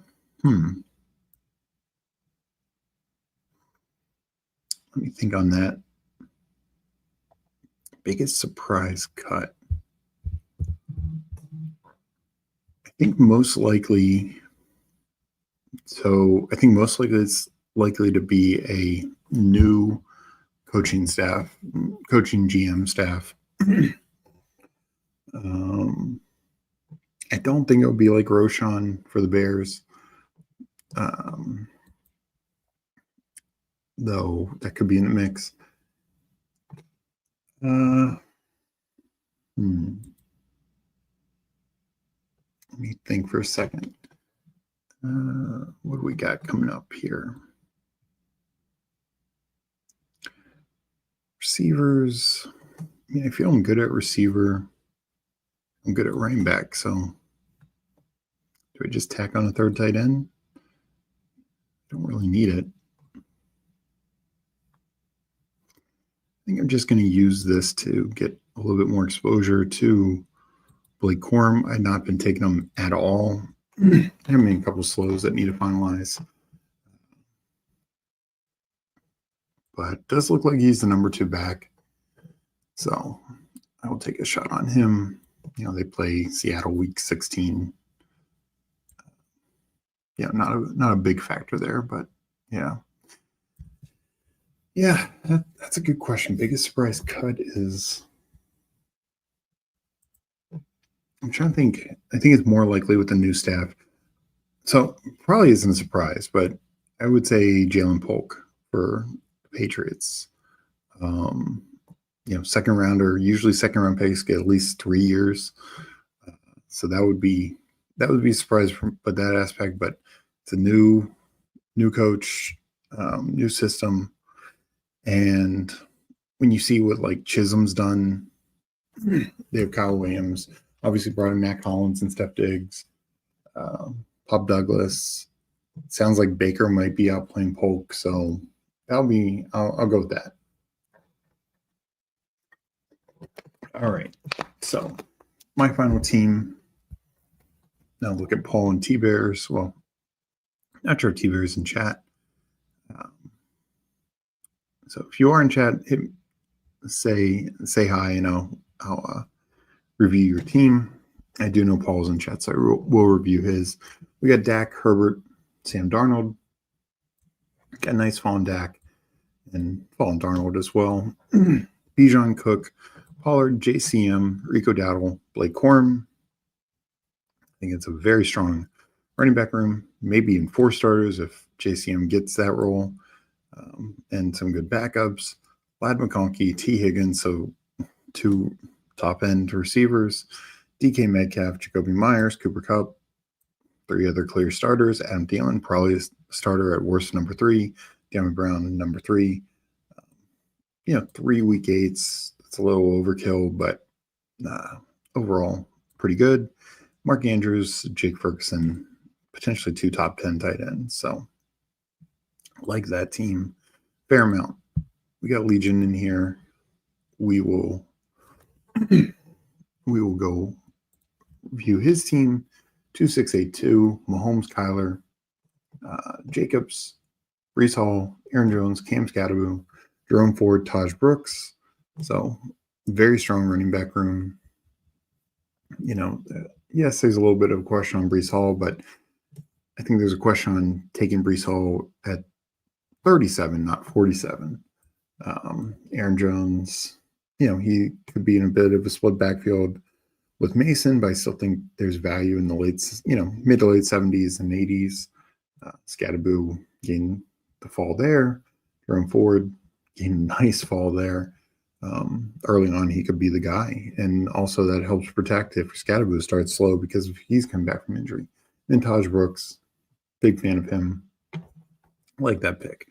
Liam Flowers, Judy, Rashard Bateman, Hollywood Brown, Josh Palmer, Torrey Horton, Roman Wilson.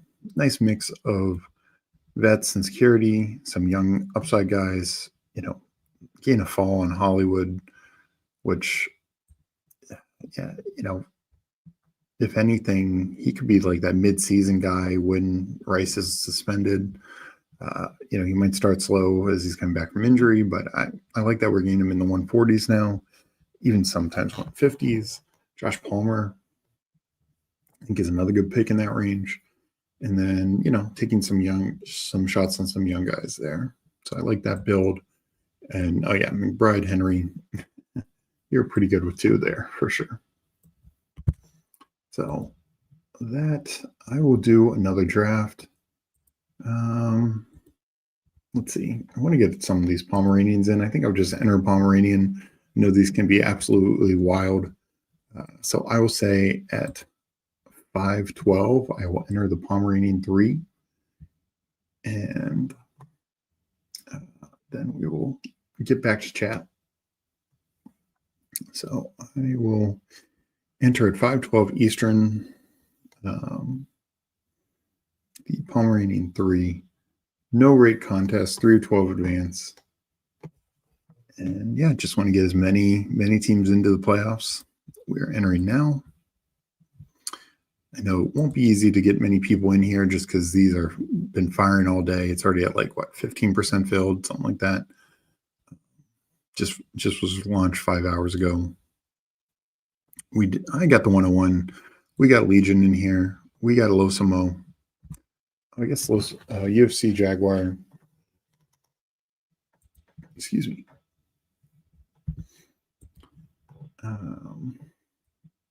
All right, let me hit up chat.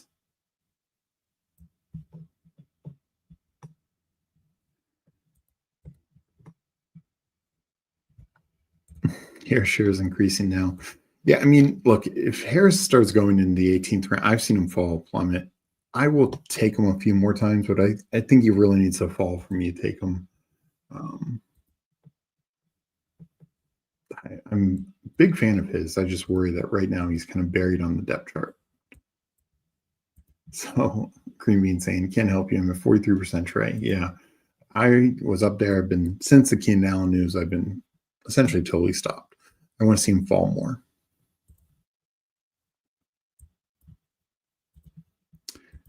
We had C Money at W again and again.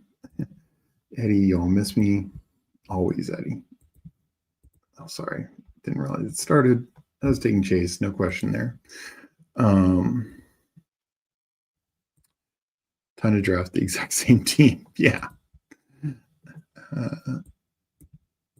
47% NWI. Wow, that is a stand. I like bold takes.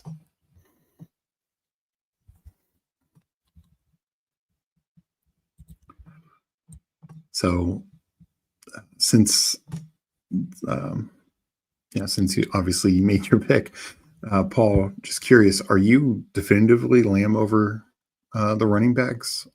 Because generally at 2, I'm taking Bijan. So just curious, just seeing you do it back-to-back drafts.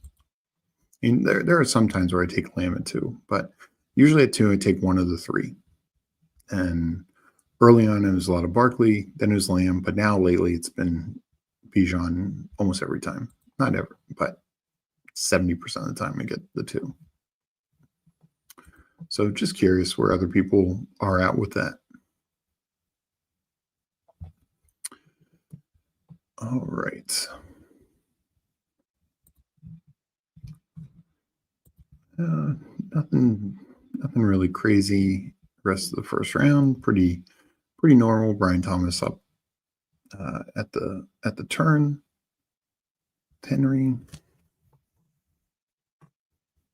But yeah, nothing too wild.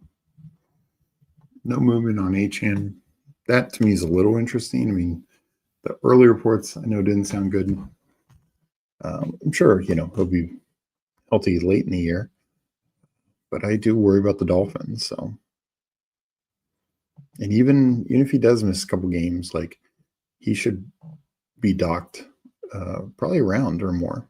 I moved him to the end of the second, right around the turn here. I know people say early games don't matter, but I do think with your early picks, you want those guys hitting your lineup as much as possible.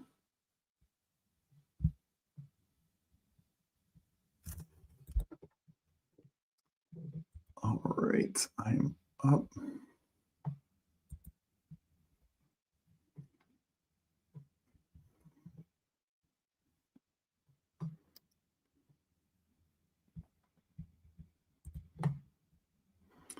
All right, Jonathan Taylor falling back. I will take it.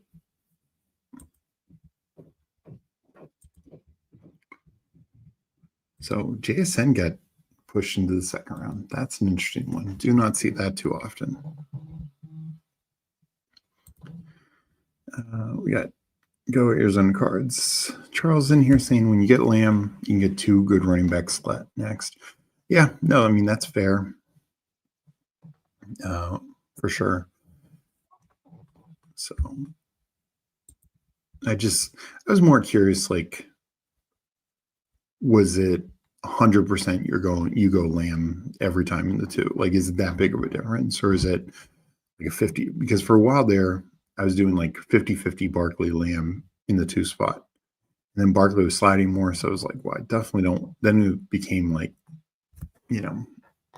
a mix between Barkley, Bijan, and Lamb, and still kind of is, but now it's pretty much Bijan Lamb, just because you can get Barkley at 5-6.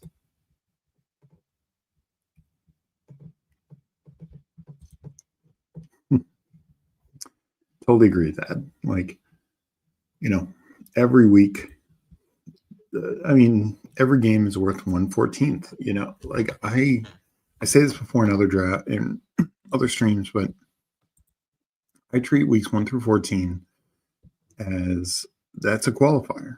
And sure, there's 14 games, so it's not a singular, a singular week, but more games missed during that time, whether it's a suspension like Addison or Rice or potentially Judkins, or an injury, like Brandon Ayuk, or now maybe Mooney, Godwin, etc. Like everything impacts. Even 1 week, even 2 weeks.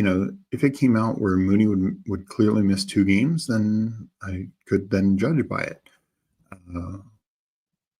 Like there's no question. Like last year, for instance, Josh Downs missed the first 2 games. Like, yes, he's there for most of the season, though he did get banged up later in the year and all that, but that absolutely impacts his value. Now, it might only be, 5 spots in rankings, or half a round, or maybe a round.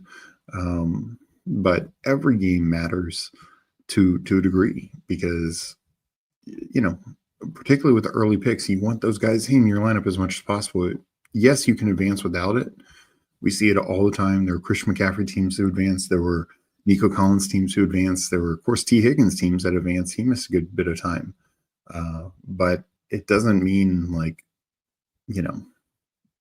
their missed games were important. They were definitely a factor, because, like Candyman talks about all the time. He's like 35% Nico. I'm sure he wishes Nico didn't miss any games. He would have advanced a lot more teams. Nico was one of my higher, he was like my 6th highest receiver. So yeah, same sort of thing.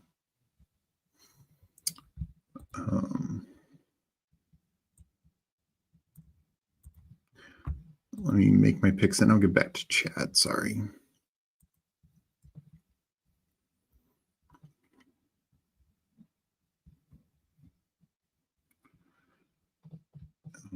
Right. Let's see what Legion does.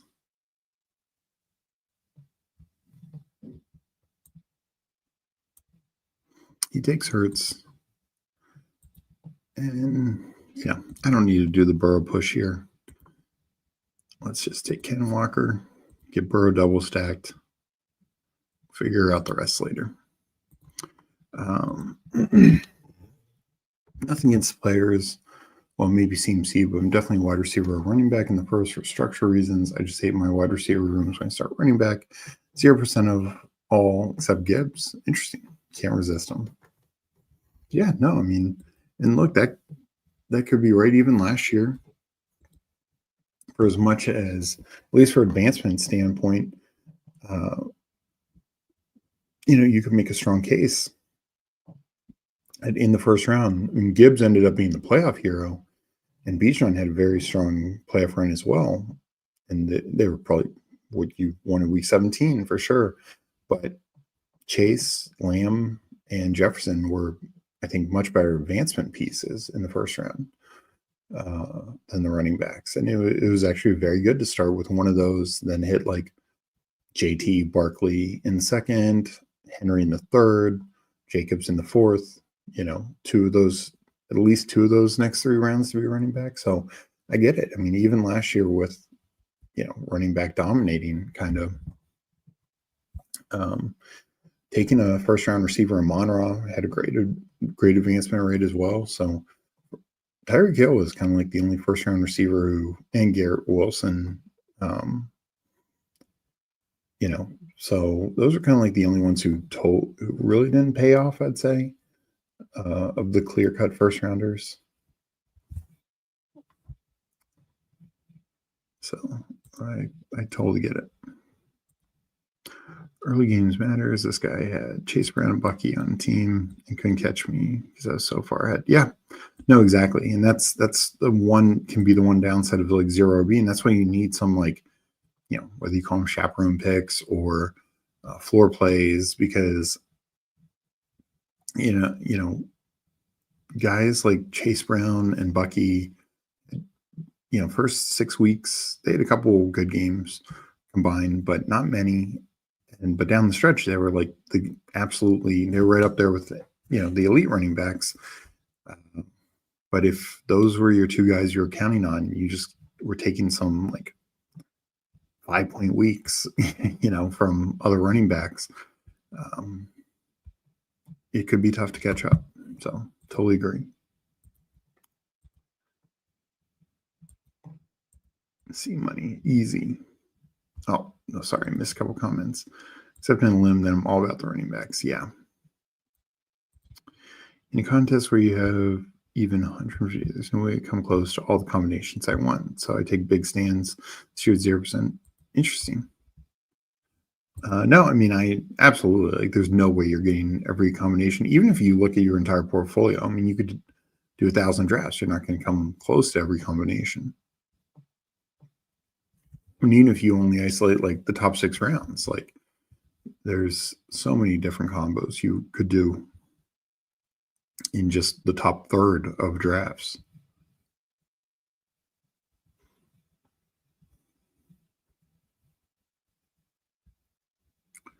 All right, we will be up here. Running back. Probably not going Caleb.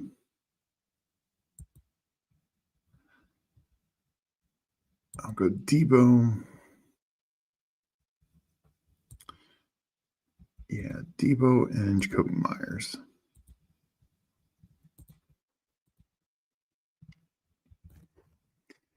Well, I'm still of the belief that Terry McLaurin ends up getting something done with Washington. Of course, the more that he's sitting out, I think it looks better for Debo. And then just in general, I think Debo's look good. So I want a good share of Debo. My final push top are Chase, CD, CMC. CMC's healthy. You will finish flex one. Yeah. No, I have moved CMC above even Jefferson, not just because of the hamstring stuff, but I think in general, the Vikings are likely to throw the ball less this year. Their defense improved. Their offensive line improved. They have more depth at running back. They have a young quarterback who's even more mobile, so he could run the ball some. So it wouldn't shock me if the Vikings end up just needing to throw the ball 10% less this year, in which case Jefferson can still be really good, but it's just the chance of him being like wide receiver one, I think, goes down. Doing any DK drafts in it's best ball week. A lot of promos this week. Yeah, it depends. I mean, I'll be doing them not on stream, but I'll be doing drafts. The only promo I've seen DK drop is the leaderboard, which is an interesting promo, but it's the only thing I've seen him drop so far. But like I said, I haven't looked for the last couple hours. Debo RB wanted to trade B-Rob. I mean, I do think he will get some carries with Washington. So that's the other positive with Debo is, he could end up with what? Maybe not 200 yards, but let's say even just 100 yards. 100 yards, 2 rushing touchdowns. That would be 22 fantasy points he's getting on the ground that most receivers aren't even coming close to touching.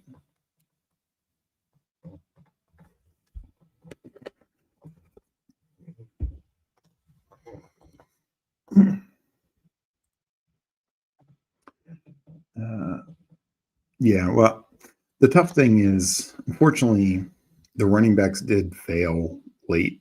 And honestly, so did Chase. Like, people talk about it, Saquon failed. So did Chase. Chase did not have a good playoff weeks, I think people forget he had one like 18-point game. I don't think, did he have a single 20-point game? I'm bringing it up right now. I don't believe he did during the playoff weeks. We're coming up. We'll make our picks, and then I will go over and look. I don't take a lot of Kelsey. I don't think I will take him in this. Just tough for me to get behind. Tough for me to take him over Andrews.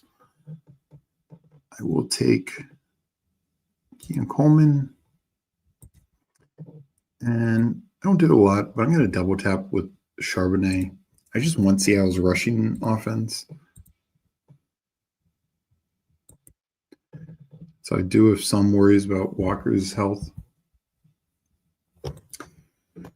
And likely with double tapping, especially that early, I'll go six running backs. But so yeah, weeks 15 through 17. Where did Chase finish? Chase finished in those collective weeks. He was wide receiver 4. Is this half point? Yeah, wide receiver 14 in those collective weeks. In fact, AJ Brown had more total points than he did. Devonta Smith, both Eagles guys. Justin Jefferson did. So other first and second round receivers absolutely outplayed him in that time, despite him being the clear wide receiver 1 on the year and clear wide receiver 1 weeks 1 through 14. So I think people forget that Chase was not exactly who you needed in the playoffs last year. And yeah, he had 13.9, 19.4, and 14.7. So yeah, I mean, every week potentially could have been used, 13.9, 14.7 in a flex. I think you could advance in some pods in that, particularly in like smaller pods, but he wasn't some sort of smash play. Keenan Allen had almost as many points as he did. Even worse, Zacchaeus almost had as many points as he did. And then in terms of running backs, like Saquon finished 7th. So for people knocking, because I've heard a lot of talk this offseason, I was looking at this the other day in sprint research about the success of guys during the playoff weeks. And yeah, I mean, Saquon finished 7th. And this way, Bijan finished 4th. He averaged 20 points per game during the 3 playoff weeks.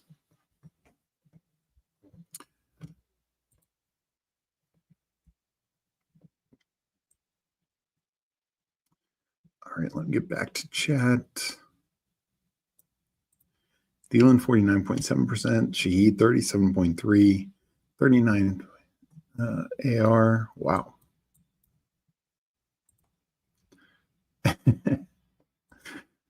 Yeah, they need to get the Terry deal done. Oops, doing some figuring, didn't mean it. No worries. Yeah. No, I mean, again, I like taking big stands. I've I usually don't try to. I probably won't have anyone over 30% this year, be my guess.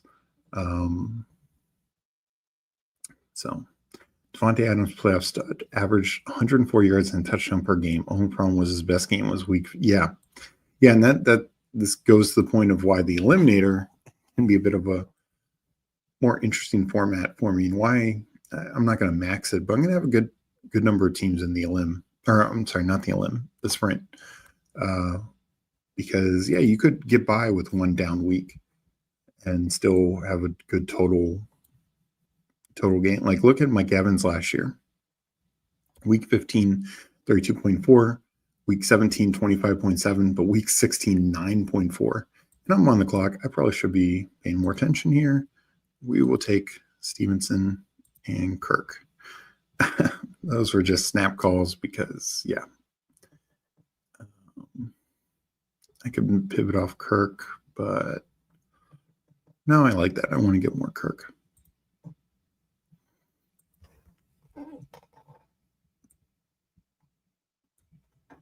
And I did need more certainty at running back with taking the double Seattle guys.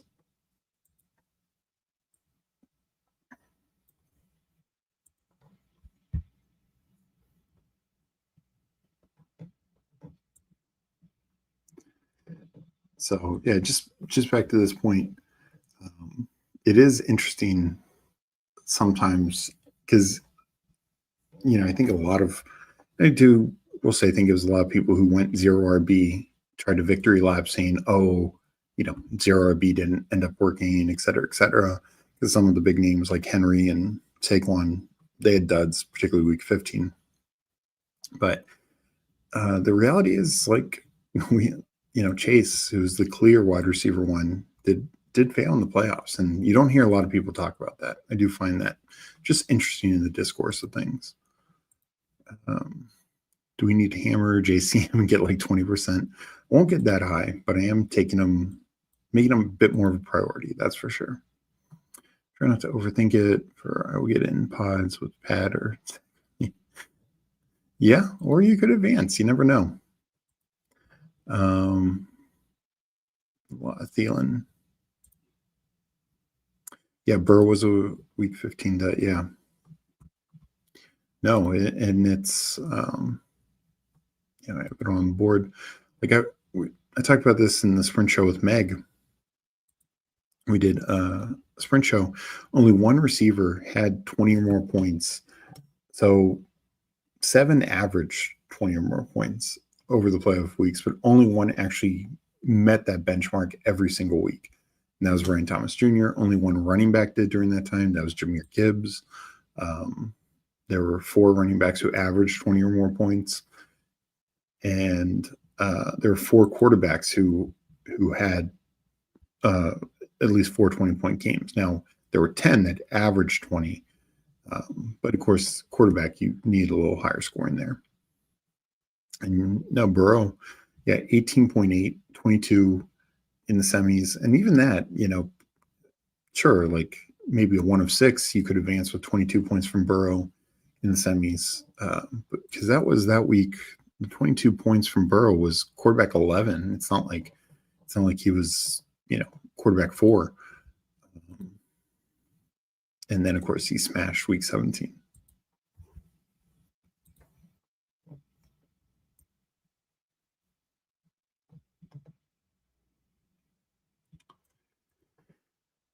Connor, Chuba, and JT were smashed this week, 15, 16, and the first 2 let me down. Yeah, JT is the only guy who kind of did it.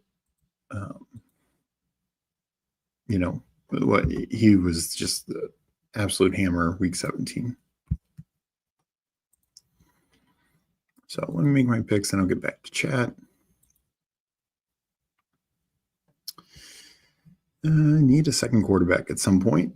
I should probably figure that out.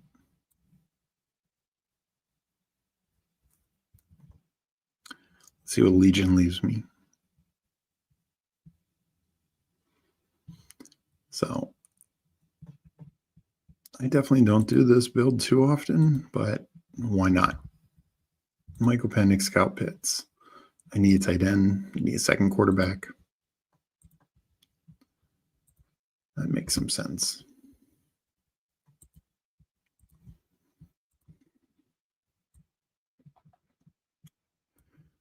All right. Yeah, Gibbs was another smash. It's a medium 0 RB hits like Dobbins and Tracy weren't as effective overall. Also, because so many running backs stayed healthy. No, I mean, like, and I know some people broke down. It depends on, of course, where you cut things off. If you look at just like 3 or more missed games, plenty of running backs miss that amount of time, like, especially if it's down to like Joe Mixon and, a handful of others like Dobbins being another one who missed some time. Yeah, every year, there's always going to be 0 RBs that hit. It's just last year, most of the elites outside of RB1 were hits. Christian McCaffrey was a big bust, but most others were pretty decent hits. I mean, Brees Hall was a bust for his ADP, but not, he wasn't terrible overall. A few others slightly disappointing, but they stayed relatively healthy. And of course, many early receivers got either banged up or their situations got really bad, like Garrett Wilson. I mean, it's interesting. Like Garrett Wilson, he was like 7th in the league in targets. He had his highest touchdown of his career. Yeah, it didn't come close paying off his ADP value. I think a lot of that is, of course, Devontae Adams being added, but he still had the chance to be productive. So that's one of the reasons why I'm out on him where he goes in this year's drafts, because I think his targets go down. I think his touchdowns go down. And sure, you're not paying the same costs you got him a year ago, but you're still paying a pretty high freight. And that's tough for me. It was a combo of one, so many running backs went to better situations, like Saquon, like Henry, etc. So they just had ultimate smashes. And then, there were plenty of still 0 RB guys that hit, like Chuba, Bucky, Chase Brown. But, if somebody was taking even just 2 early running backs, that's your RB3, that's your RB4. Instead of trying to be like, oh, Chase Brown and Chubb are my RB1 and 2, that could be my RB3 and 4 if I took Saquon and Henry. So, it's just tough to compete at that level.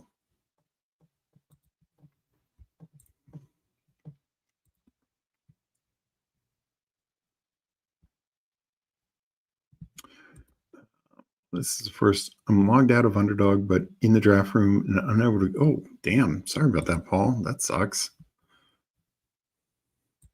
Hope you get it worked out.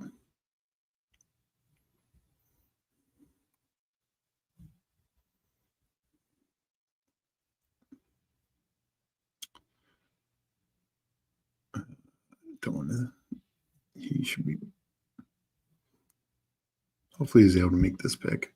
I will take Geno with one of these, get my third quarterback, and take Jerome Ford. I don't think he's totally without value.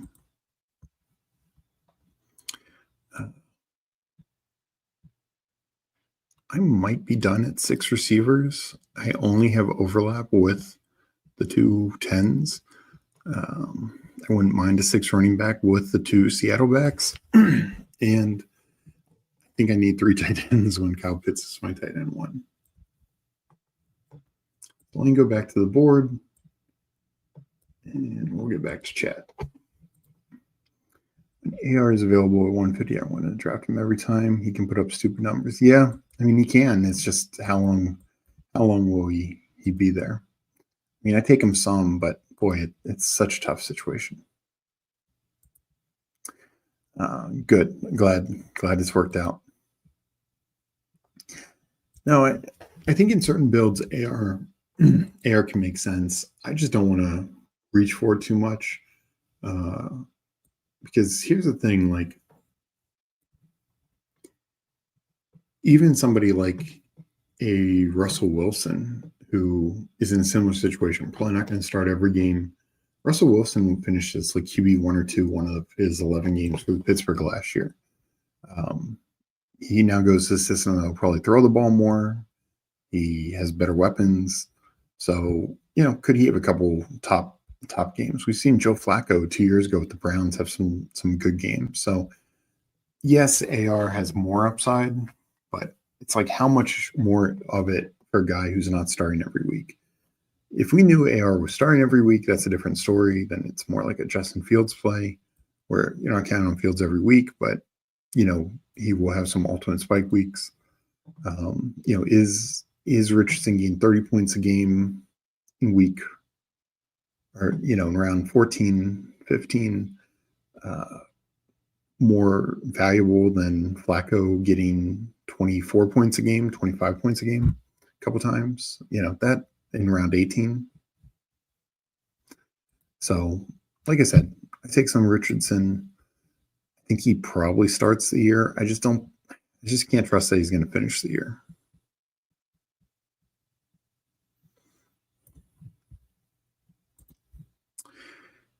This morning on Drafters, guy waited until 19th round to take a quarterback, and he was in 12 hole and took Flacco and Milrow. That guy probably won't be making the money.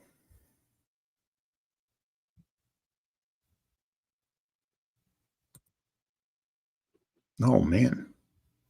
That's crazy. Yeah.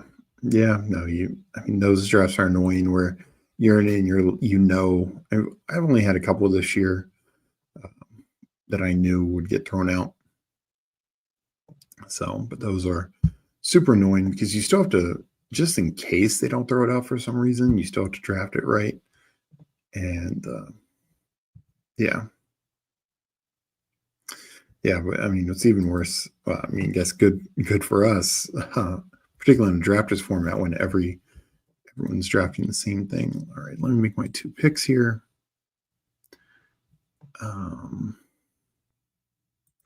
We'll pull up Ray McLeod for one of them and take a tight end. Mason Taylor with the other one.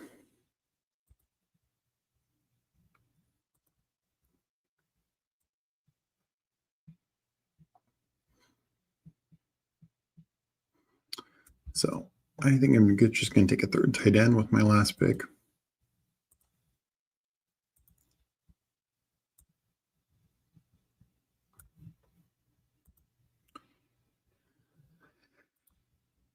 And yeah, so this build is okay. Like, it's definitely not my favorite team.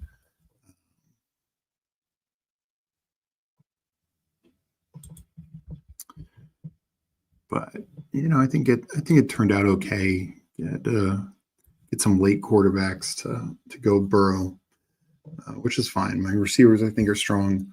Running back I think is good, but I felt like I needed. Actually, yeah, I totally forgot. I said I was going to do 6 receivers, and I ended up taking Ray McLeod. So that was a mistake there. Yeah, I need to decide, do I want a third tight end or another running back?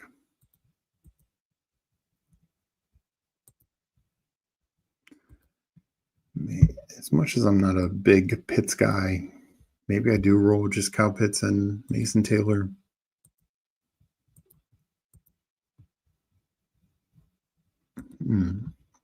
Yeah, I boxed myself in there.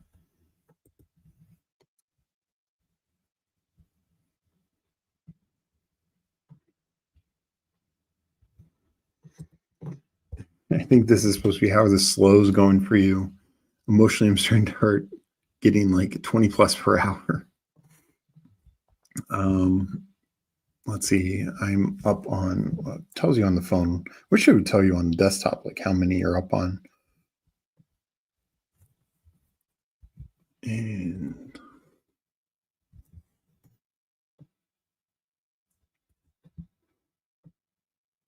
oh God.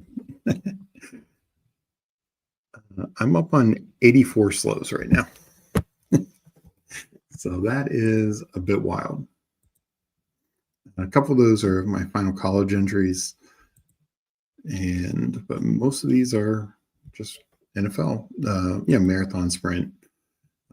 I entered a few slow limbs and weekly winners before those filled up.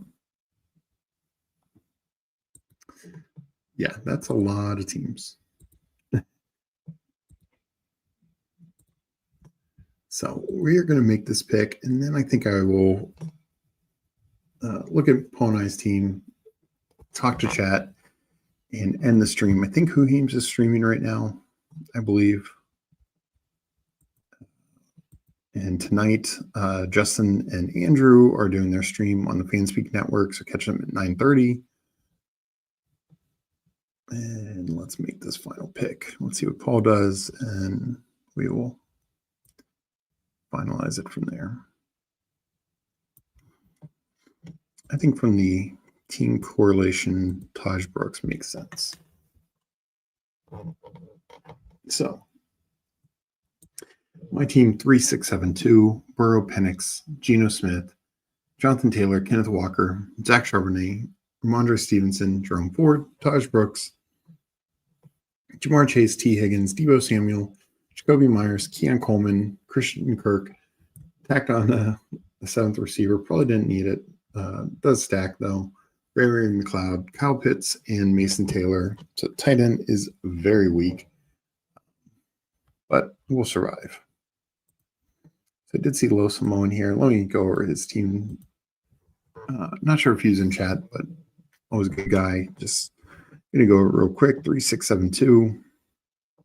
Kyler Murray, JJ McCarthy, Justin Herbert, very strong quarterback room. Hampton, Monty. He went QJ and at 102. Definitely earlier than I'd go. But Tyler Algier, Garendo, Woody Marks, I think it's important to have 6 running backs when you have some risk in there with the last 2 in QJ. Jefferson, Worthy, Devonta Smith, Chris Olave, Luther Burden, Wandale, and Jack Betch, and then Brock Bowers, Jonnu Smith. He probably was hoping Geno Smith would get back to him. No, I guess not. He had taken his 3 quarterbacks by then. So, yeah, no, I mean, definitely love his quarterback room. Tight end room, very strong. Receiver room, I think, is pretty good. Running back room, yeah, I mean, if Monty does what he did last year, I think it's fine. But otherwise, there's some concern. We got Legion in here. 2772. Hurts Goff, quarterback. Josh Jacobs, J.K. Dobbins, Trey Benson, Rico, Will Shipley, DJ Giddens, and first Will Shipley. I think it's smart to take him above ADP. Through 2 preseason games, it is, I think pretty clear he is RB2 on this team. DJ Giddens, another guy I'm going to be taking ahead of ADP. Tyler Goodson got banged up. I think Giddens is clearly the RB2 there as well. CeeDee Lamb, Jameson Williams, Jerry Jeudy, Jordan Addison, Michael Pittman, Keenan Allen, Troy Franklin. I know he had some issues with his computer or being logged in. Tight end, Trey McBride, Dallas Goedert. Really strong tight end room. So not sure if anything totally went off the rails because I think it's pretty well-balanced team.